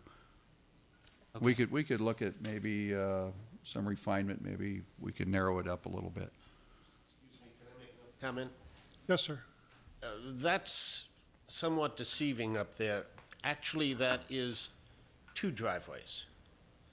But they are recessed so that there is a planting area in between, in back of the 10-foot sidewalk and where the driveway swings around to become reciprocal, there is planting area. It is not one solid piece of concrete from the street. The actual approaches, I have showed them as, I believe I showed them as a 16-foot approach with the 2 X's would make it about 24 feet. That approach can be narrowed down. You talk about a 10-foot approach. We could make a 10-foot approach. With the 2 X's, we'd have 18 feet. I'd be happy with staff to work that out with you. Thank you.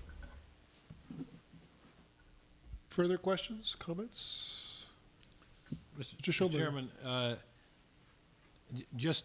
I didn't understand about which of the models, which of the contemporary or modern models, designs are in and which are out. Yeah. This particular, these were restudied. I didn't get a no on this. The applicant did not redraw, every one with a colored plan. He chose to just restudy the contemporary, and so we can say, no, this is not. All right. Okay, I'm so sorry about that. I really felt it was not, to start cutting and pasting was kind of inappropriate, but I should have made that clearer. This is a cleaner design, and they were applauded at design review for this. And design review was happy with all of the architecture? Yes, they were very comfortable with it. There is a wide array of color schemes and materials that were well received also, approved as submitted from design review. Mr. Evans, just to clarify, if the commission is comfortable with the proposal to have the shared driveways, would you suggest that we strike engineering number 7? No, we'd take out the second sentence and then add lots 1 and 6 to the third sentence, and we'll take care of that for the commission. Okay. You have a motion then? Mr. Caffrey? Sure, I'd make a motion to approve, subject to the staff report with the stated deletion of sentence 2 and the 24-inch box trees. Is there a second? Second. Motion by Mr. Caffrey, second by Mr. Matthews. All in favor, say aye. Aye. Any opposed, say no. Motion carries unanimously. Next item is number 8, case 3.2315, application by Mario Berardi for a major architectural approval to construct a warehouse and open equipment yard on property located at 245 Radio Road. Staff report, please.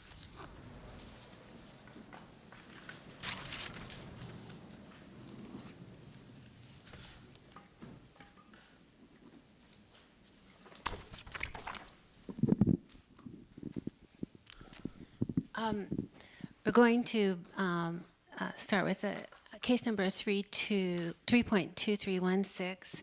It's I put a APN map here to try and help orient you. The first case is here on the corner, and we're going to talk about this subsequently after we review this. They're going to be built in a similar style, etc. These is a warehouse project with 4 office units in this first warehouse complex for a total of 5,657 square feet. And then there's a equipment yard that's proposed for the back that will be actually accessed via an alley. This is on the corner of Del Sol and Radio Road. The applicants had the property the way it lies out here. I don't know if you're familiar with it exactly. It's vacant land here on the north. Over here, you have one small development, electric motor service, so an industrial use in a block building. Then on the south, there's a recycling center here that's separated from the property by the alley, vacant. Another proposed warehouse I'll speak of later, vacant warehouse. And then on the corner where you see Indian and Radio, actually, you're going to get it's Desert Fountain Gas and Supply. So you're getting the idea of where this is. The zoning designations are R2, M1, M1, M1, etc. So it's basically surrounded on three sides by industrial property. And basically, when design review looked at this, they approved it in its entirety with the suggestion they looked at them together on both of these to upgrade the doors to a commercial door for the man door and for the roll-ups. They weren't quite happy with the quality that was presented, and the applicant has concurred with that. So they approved the colors, the landscaping, etc. We did look at this, and we have, as staff, chosen to, there's enough parking. We're going to have another median here, a landscape median. We didn't feel that there was enough shade, that these weren't really going to meet the 30% shade requirement that's required for this particular zoning designation and use. With that, I recommend approval of this project. It's relatively straightforward. Yeah, I wonder if you describe the parking and how the parking area is accessed and exactly where that's located. The parking is we call it bay parking, and it's going to access directly off of the streets. So when you come in, you will go over the sidewalk and park. And I, in all honesty, I am not familiar with that type of parking, but I'm sure that it's an accepted practice in industrial areas. Are you making suggestion, or staff making suggestion that there be enhanced landscaping in that area? The only suggestion, by code, there has to be one more median of landscaping, and because it's over parked, there was enough space. It won't impact the parking numbers, and the developer is comfortable with that. Mr. Chairman, if I may, condition number 26 takes care of that issue. Mm-hmm. We did meet with the applicant and discuss the requirement to comply with parking and shading requirements, and he's familiar with that and sees that it doesn't impact his parking because he is a little bit overparked, so he should be able to take care of that. Very good. Thank you. Any questions? Mr. Caffrey?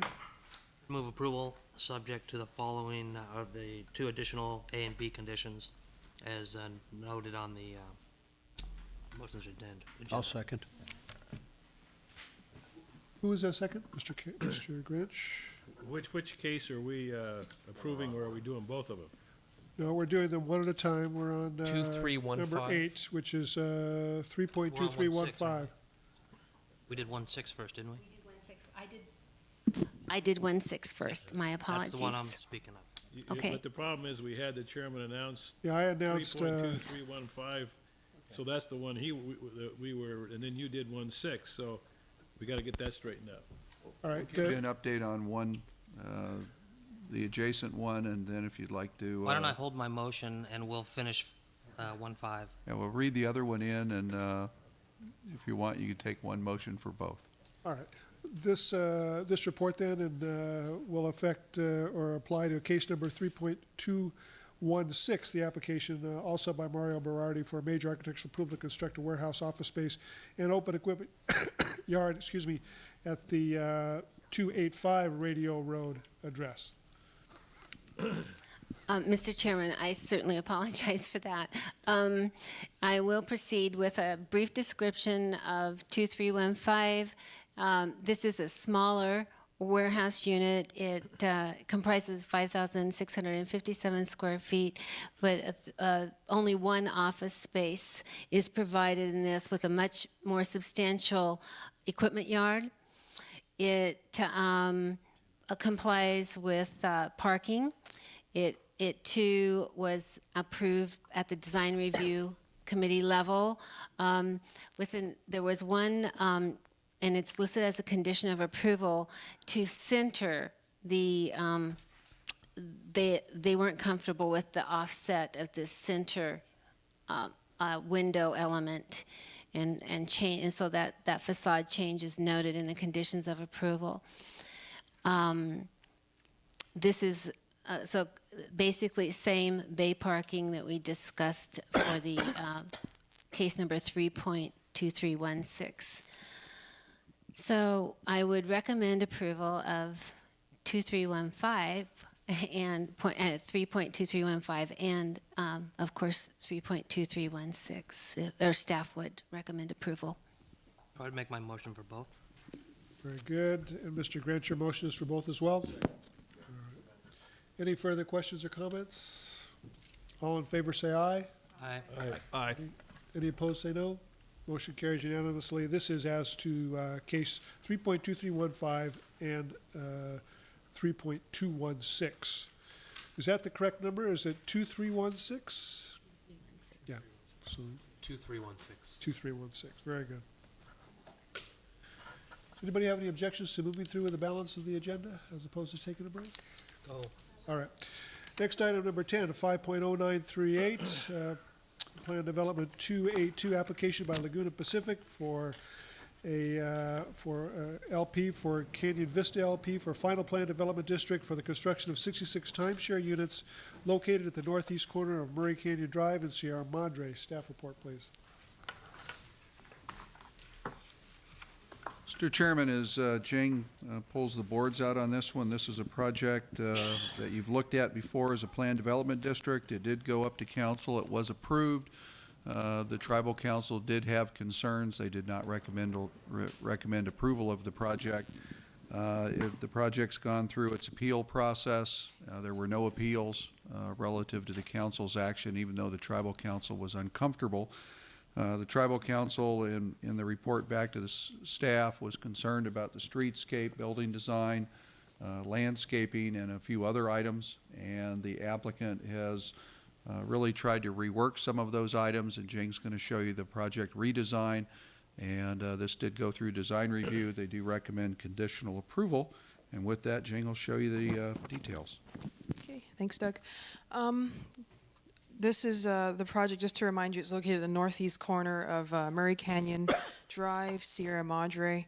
It's 66 timeshare units, combination of 1 and 2 bedrooms. Just to go through the changes since the last time you've seen it. Previously, there were the stacked units on top of these carports in this area. That's been changed, and they've all been moved back now, so they're all on top of these carports instead. So there's actually no units fronting on Murray Canyon Drive. There was concern expressed with regards to that, about, how that looks on that street frontage.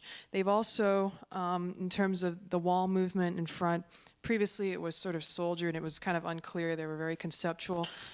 This went to design review on Monday, and the architect had a chance to explain that, in fact, they will have movement between these walls, which are 4 feet, and these walls, which are 6 feet, so you have that difference in depth, and actually these elevations do need to be revised to reflect that.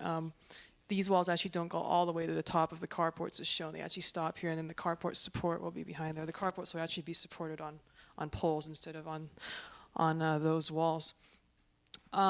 Those are the main changes with respect to that.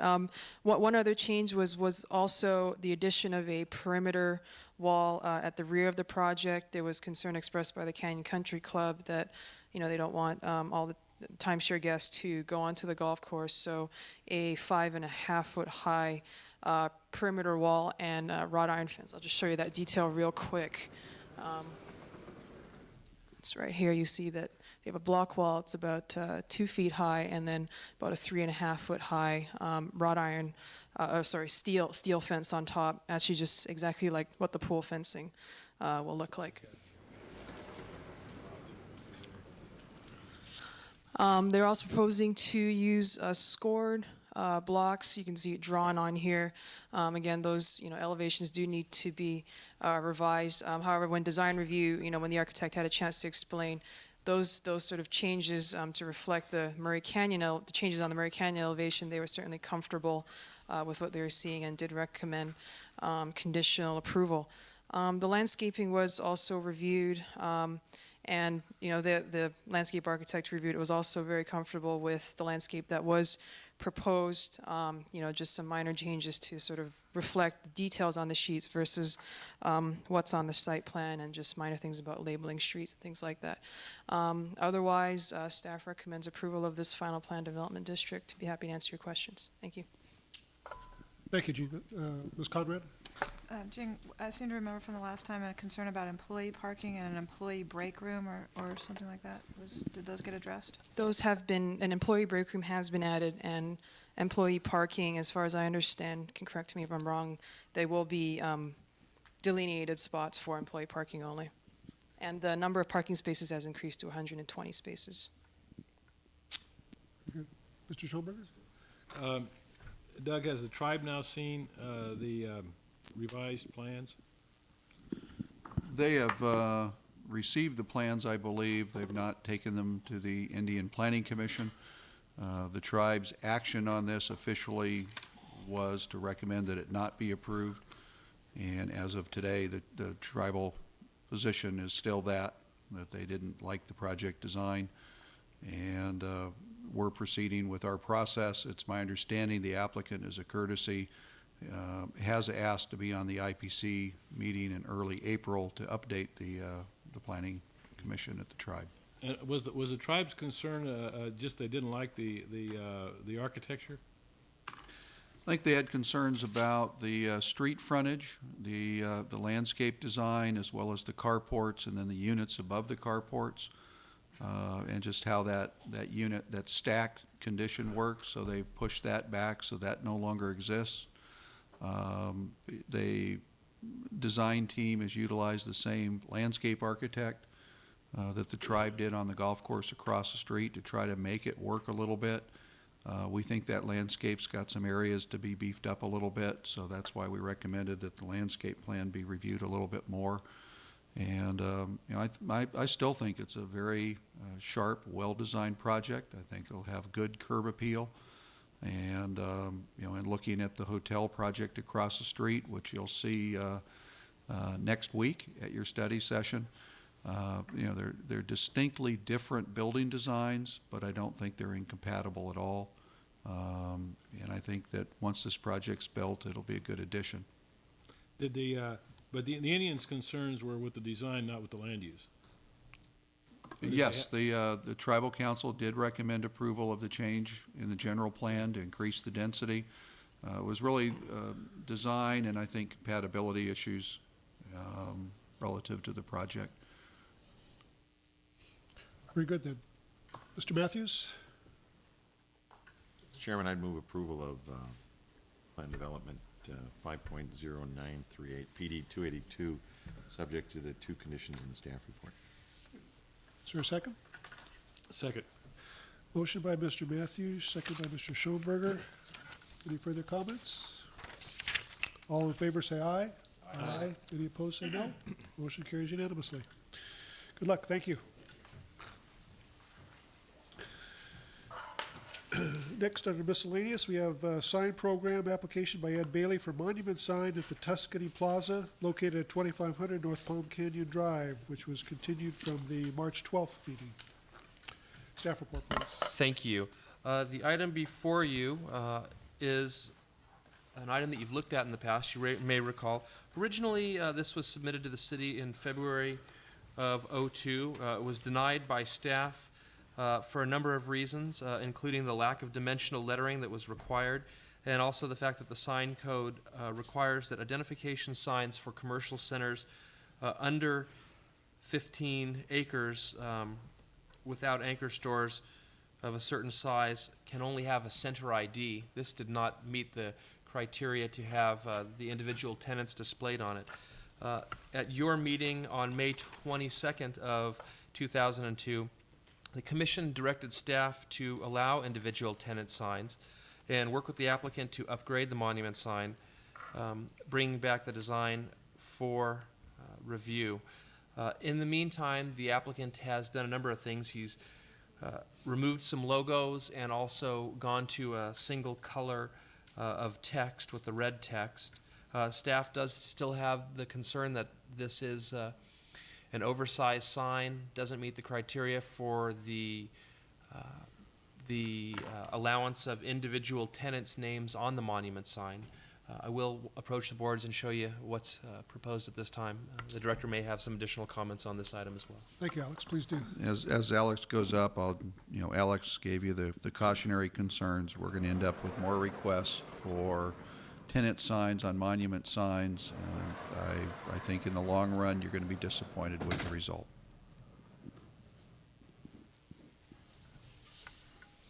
At the Design Review Committee's meeting in February, the DRC recommended approval of the sign design with either white lettering and red background or all lettering to be red with white background, but we still have the contrast here.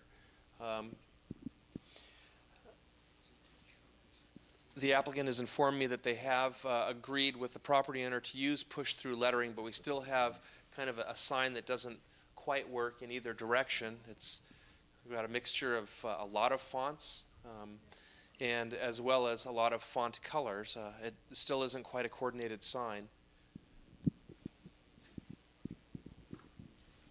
Yeah, I mean, we're working real hard at the Ralph's Shopping Center on Sunrise and Ramon, and we're asking them for a substantially upgraded sign program, and if they find out this one's approved, they're going to come back and ask us about equity. Thank you, Doug. As an example, the Ralph Center, the Lundin Center, which you may recall, is under that 15-acre criteria.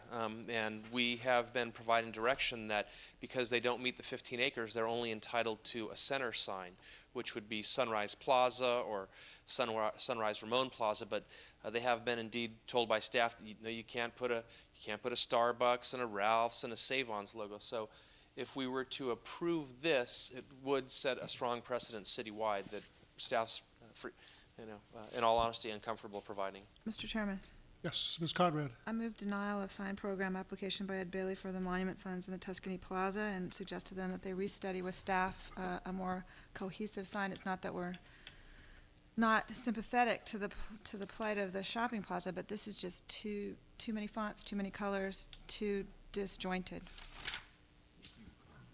Is there a second? Second. Motion by Ms. Conrad, second by Mr. Matthews. Is there anybody in the audience who would like to address us on this matter? Please come forward at this time. Give us your name.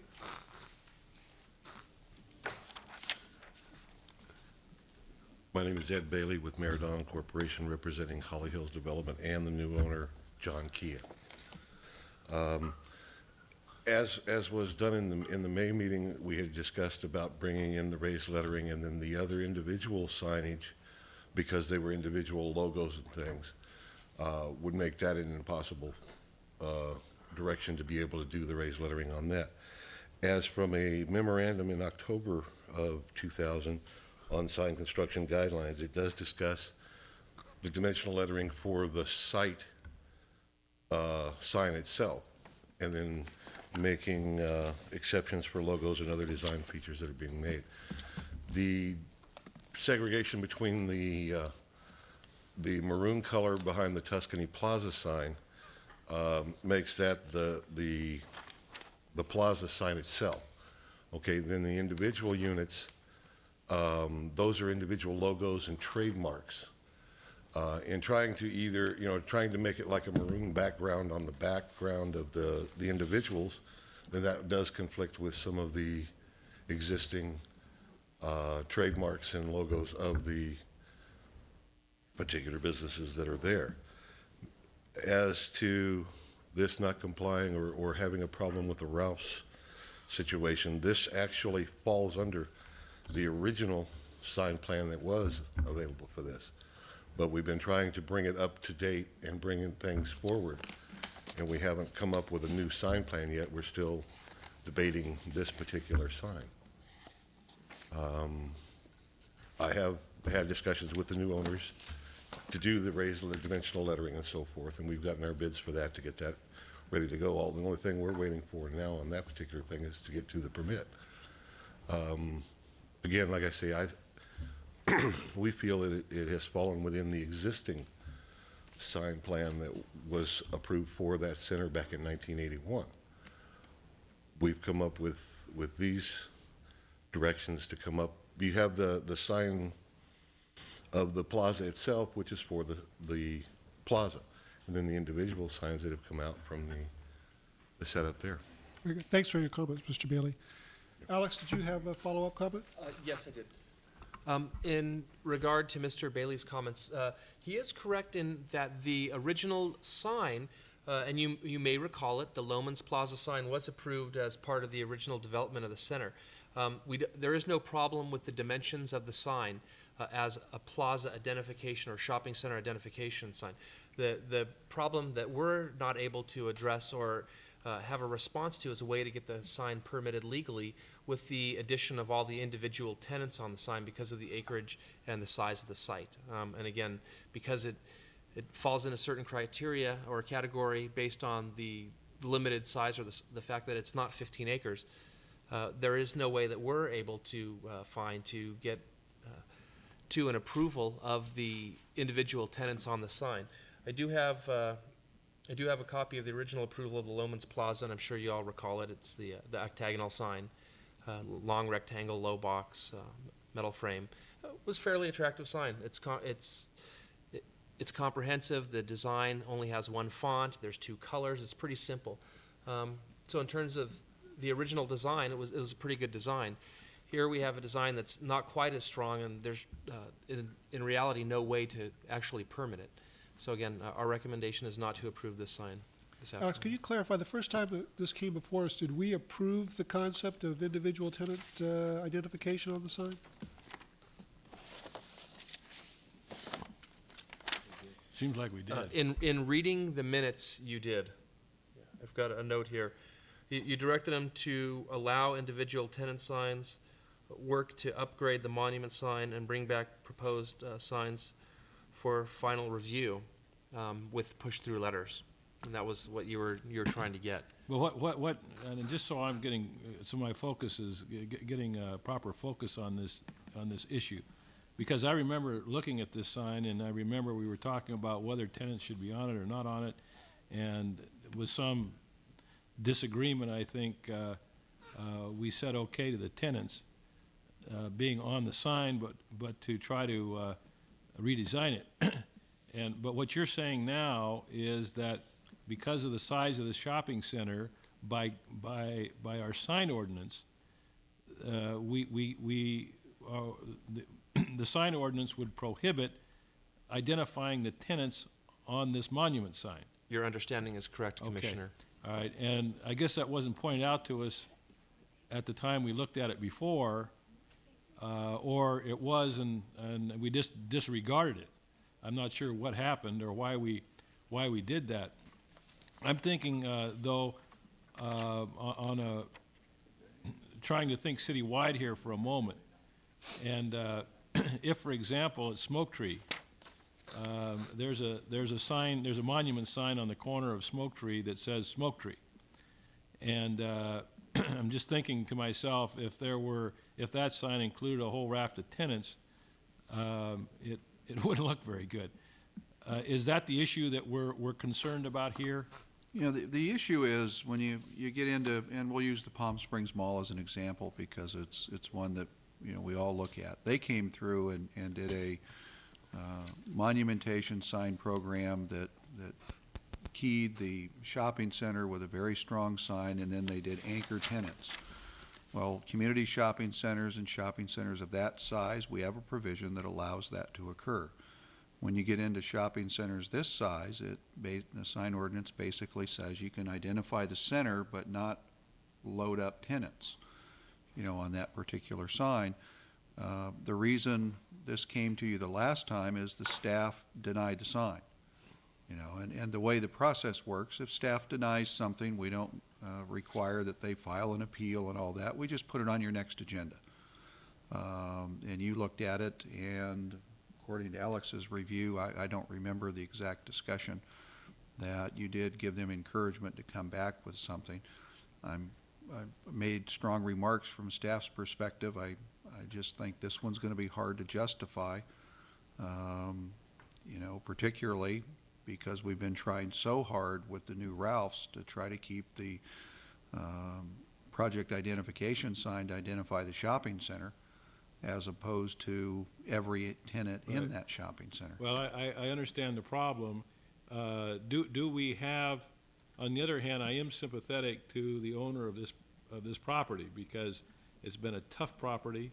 I think we'd all like to see that property succeed. Aside from Ralph's, I'm trying to think of other instances where setting this precedent would be a problem, and recognizing that Ralph's is a problem. But would we have it in other shopping centers? You'd have it across the street. You'd have it at the Sun Center, and we're currently going through this with the Sun Center right now. They're going to probably bring a sign up that staff won't approve because of how they're trying to get project identification weaved into tenant signs. And, you know, there's probably a few other small ones in town that, you know, and we may have them in the future. The idea is when you get into a fairly small shopping center, that one, in most cases, you can usually see the key tenants. This one's maybe a little bit unusual, so if you wanted to say there's something unique here to give you an opportunity to do something with this one, you know, it is set a little bit below grade. The design of it, they did put tenant spaces and buildings out in front where they blocked the views in. That was self-designed, but it is a little bit hard to see some of the signs. But typically when we get into, you know, a shopping center where you're going to have a shopping center ID sign and then anchor tenants, you truly have anchor tenants. Right. And, you know, the commission's been a little bit flexible on, you know, the Stater Brothers Shopping Center with, until they have more anchor tenants, you did say that some of the inline tenants could get a logo up, but eventually those logos would have to come down. You did that with Dairy Queen. Alex, did you also want to comment? Three key points. The system planner, Sky Warden, advised the commission at the time that of the same issue that I did, that it just doesn't comply with the codes that we currently have for sign ordinances. The director at the time made the comment that it would have been useful for the applicant to actually work with staff prior to installation of the sign, and there is a notice of violation on the sign because it was installed without permits. I'd just like to comment. I'm supportive of this motion. I am somewhat troubled by the fact that we gave encouragement to the tenant to have individual signs, and if we back off from that or change it, it's somewhat inconsistent. But my understanding of the original conceptual approval is that the quality of the sign would be there. And if individual tenant identification cannot be done and maintain the quality of the sign aesthetically, architecturally, then I don't think it would be inconsistent for us to deny it ultimately. And the current presentation to us is just not up to standards. The applicant indicated that the two colors, the reddish color background and the whitish color background, is to have two separate really two separate concepts, one to identify the center and one to identify the tenants. To me, it makes it two separate signs, two separate small signs, and I concur with the staff and the architectural's evaluation that that's really not appropriate or up to our appropriate standards. So I would be supportive of the motion. Yeah, Mr. Chairman, just looking at the minutes, it appears the chairman was fairly direct in his comments, asked the applicant if he would like a decision or if he'd like to work with staff for improvements to the sign. And I think if we would have gone back and listened to the actual tape, we probably would have found out the commission, that's a pretty strong statement. When the chairman normally says, do you want a decision or do you want a continuance? It usually means it's an adverse decision. Well, the one comment I would have is so that the applicant, I think we ought to tell the applicant that if it's the decision of the commission, that the reason we're denying this, the sign or the application is because we don't approve of the idea of having tenants identified on the monument sign. Otherwise, the poor man may go back and try to redesign this thing and bring it back again. And if that's the reason we're denying it, let's let the applicant know so he doesn't go back thinking, well, if I reconfigure this thing, maybe I'll get it approved, as happened before. So I think we ought to, as a commission, make a decision. Either we're going to stand by the ordinance and enforce it, or we're not, so that this applicant knows what to do when he leaves here today. Would you like to propose an amendment to the current resolution?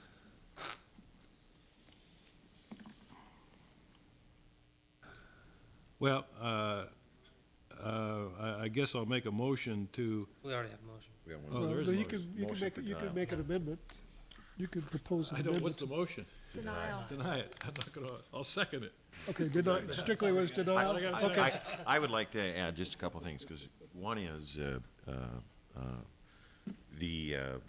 generally I'm in favor of trying to make these things work out as best you can, but you really have to go, and I know this is a troubled center, and I'd love to help it as much as I can, and I frankly frequent the places there, but this is really not much of a sign, and that's the problem I have. And that's why I think I was probably on the side of let's send it back and work with the staff to work something out, and it sounds like that didn't happen. Now, if we deny it, the applicant has the option to go to the city council and take it up there, and they may reverse it. But my thoughts, thinking back to March, were go work with the staff, try and come up with something that we can make work here, and maybe it involved the whole center or whatever, but apparently that didn't happen, so I think that's why I seconded the motion to deny it. Any further comment then? We have a motion for denial by Ms. Conrad, second by Mr. Matthews. All in favor, say aye. Aye. Aye. Any opposed, say no. Motion carries unanimously. All right. Number 12, commission work programs. Mr. Evans? Yes, Mr. Chairman, some brief updates relative to the general plan. The City Council last week received and filed a report from the Planning Commission regarding the public participation process. They basically went with the committee recommendations that you did. We're in the process of getting that committee established, so that's our first step there. The next step on the general plan is the graphic information system, better known as GIS. We are about ready to sign the contract with the consultant to basically help us prepare the general plan map on computer, the zoning map on computer, and in doing that, we'll also be able to probably load up and run most of our land management system, which means we can probably do land use maps and a whole bunch of other things. We've got a very extensive data file, but no way to map it. We're a bit behind the times there. So we're very hopeful we get that contract signed, and that way we don't have to hand draw general plan and zoning maps anymore. Technology's moved past that. From the standpoint of what we'd like the commissioners to keep thinking about is if each individual commissioner would like to take a look at areas of the general plan that you might have specific interest. whether it's downtown, parks and recreation, open space, conservation. You know, the general plan's broken down into fairly broad chapters. If individual commissioners want to focus in, you certainly may be able to do that, and then we can try to keep you cued in on when we have particular meetings. So that's where we're at right now. We're gathering information. I spent last week at a conference in San Diego, the League of California Cities conference, and I went to every workshop I could about visioning, general plans, strategic planning, and it was interesting to see what some of the other communities are doing, and spent an hour listening to a futurist talk about long range planning for communities. And, you know, it's an interesting task to try to get people to look past the decision-making process, you know, the next 2 to 4 years when you really start talking about general plans. So we're going to start the community groups. We're working with Lee Husfeldt in public information. We're going to do some neighborhood meetings to just go out and introduce the general plan to people. Get a sense of interest. So we've got a number of meetings to get rolling there. With regards to work program, you adopted that at your last meeting. We made the changes that you recommended, and that was submitted to the City Council. And we'll segue right into the next Council Cabinet meeting, which is April 8th. That's not a Wednesday night. I think they shifted that. So we'll brief the council or the commission on that at your study session next week. Section 14 master plan, we've talked to the tribal staff about a joint meeting with the tribal planning commission. The date we're looking at right now is April 16th, and we're trying to get confirmation, and we'll need to know if the planning commissioners that can participate in this one. As you recall, we need all 4 of you to attend all of the meetings. So trying to juggle the 2 schedules, so we need to hear back from you fairly quickly that the 16th would work. That completes our update on the work program, Mr. Chairman. Very good. Concerning that April 16th meeting, would that be an afternoon meeting or an evening meeting? Really would be up to the 2 commissions. If it's a focused meeting, we could either do it late in the afternoon, you know, maybe at 4 o'clock in the afternoon. If you'd like to do an evening meeting, we could do it. We'd suggest if you do an evening meeting, just push it to the end of the workday, as opposed to sending people home, bringing them back for a meeting after dinner. If you're comfortable, we could do a lunch meeting. I mean, it's really your pleasure. And we have to work that out with the Indian Planning Commission. They only have 5 members, so they don't have a lot of people that they have to pull in. But I think it'd be fun to sit down with the 2 planning commissions. Got some dynamic people on the Indian Planning Commission, and people that have been involved in the community and other communities as well. I don't know, commissioners, are we have available?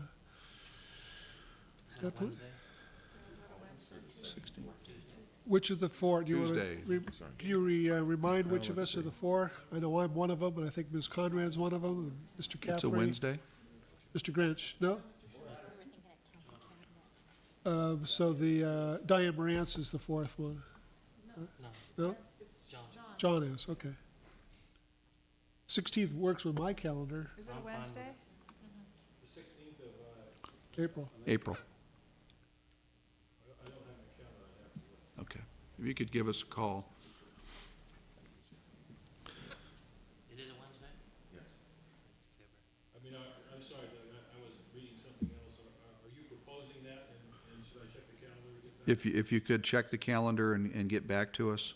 The tribal staff is doing the same thing with the IPC, and the time would be? I would vote for lunch, personally. Yeah, lunch or late afternoon. The only reason I asked about evening is I wasn't sure how the Indian Planning Commission normally functions, but. they normally meet at 4 in the afternoon. Sure, that works for me, or lunchtime. We don't get much done during the fall chop. Well, I'm just saying, I'd rather in the daytime than the evening personally. Lunch or 4 p.m., and if we do a 4 p.m., we should be done by 5, just a few minutes after 5. I think we're really focused on a few issues. Very good.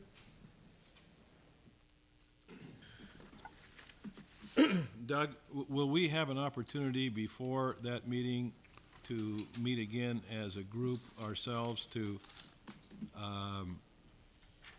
try to plan our comments for that meeting, which I think might be a good idea, and either maybe meet earlier that day or at some time before we sit down with the Indian Planning Commission to talk about what we're going to do rather than just go there and, not have our comments focused. We certainly could do that. We could either do it if you can all attend next week's study session. We could add it. We'd do it at the end of the meeting That because might we be have the best way to do it. a I long think. agenda, or we could put it, towards the end of your next Planning Commission meeting, maybe adjourn to a little workshop if that works. But it would be a good idea. We're going to do a little outline based upon your last comments. So we'd outline what we heard the commission wanted to talk to the IPC about. That's good enough for me. Well, maybe what we can do is put this on the study session next week as an item, and then we'll be there and we can talk at the end of the study session. If we want to stay and discuss this, we'll have an opportunity to do it, because I think we ought to at least get some of our signals straight. I take it that would be our only opportunity to meet with the Tribal Planning Commission. That would be the meeting. That right now is the meeting date that we're trying to get both Right, groups. but there would not be another meeting. Unless you needed another meeting, there would not be one. So if we have some things we want to say to that planning commission, we probably ought to get them ready and say them at that meeting. You bet. So I could think that's we- a good suggestion, and your suggestion of giving us an outline of what we said last time may help focus our thoughts so that our comments at the study session won't be too lengthy. I think we'll. And so could we have the outline for next meeting then? We will do our best to get it done. We've got a very, very lengthy study session next week, and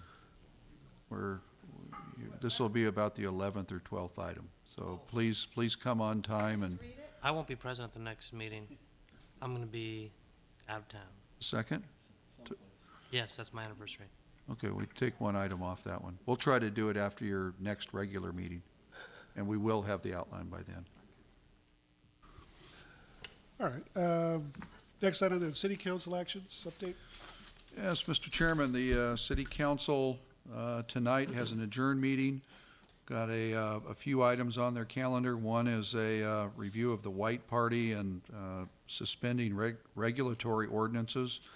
The principal one is the noise ordinance.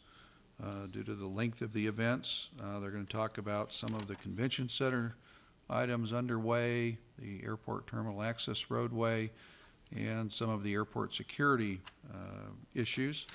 The council will also, that's an adjourned meeting. They have a regular study session also tonight. They're going to talk about the Desert Fashion Plaza streetscape plan. As you recall, we brought that to the commission about a year ago, basically redoing the street along Palm Canyon and wrapping around onto Tockwitz. Try to pick up 38 on-street parking spaces and really make it look like our downtown. Council's going to review that as to whether or not they'd like to go forward this summer. Last year at this time, the idea was maybe we'd do it last summer. Well, we're back where we were to talk about it. They're going to talk about the Visitors Center, the conceptual land plan for the Tramway gas station. We'll bring that back to the Planning Commission at your study session next week to give you a briefing, so you're up to date on that. And then the city staff's going to give the council an update on the budget tomorrow or tonight. It's going to be a fairly lengthy meeting, the way it's stacking up. Very good. Comments, staff reports, requests to the commission first this time. Doug, do you know about what time the Fashion Plaza will come up on the agenda tonight? Best guess. Depends on how many people show up for the adjourn meeting. My best guess would be sometime 7:30 to 8:30. Thank you. Commissioners, anything else? Mr. Schauberger? Just a report on this development task force that I've been participating in now for a number of months. There have been a long series of meetings. I have the final recommendations here, and I had intended to bring copies to pass out to the commission members today, and didn't. I forgot about it. But I'll bring a copy of these recommendations to our next study session and pass them out. And I think the next study session is going to be lengthy, so maybe I'll hold off on maybe touching on some of these issues until we have a better opportunity to do it. But I'll have the recommendations at the next study session. The process has not been, there's going to be one more meeting, I'm told, on April 1st to discuss what to do with these recommendations and how to present them. And I think there's going to be some sort of a presentation by some of the members of the task force to the city council, and then the further dissemination of the recommendations will be the subject of that next meeting. And rather than take everybody's time to go through these recommendations, I think it would be more efficient to pass out the recommendations and everybody can look at them. And after you've had them for a while, we might take a look and see if anybody has any comments or questions on what's in there. Doug, can staff assist Mr. Schoenberger in making copies and disseminating those to the commissioners? In fact, what we might do is put these in the packet for the study session, so people will have an opportunity to look at them when they're looking at their packet for the study session, if the packet's not going to be too overwhelming. We always try not to give you too much written material in study sessions, so There might be an opportunity for everybody to just look at it, and then we can take maybe a few minutes, if we have them at that study session, to discuss some of the recommendations. All right. Mr. Evans, do you have any further comments, staff reports? no, sir. All right. Nothing further then. Meeting adjourned.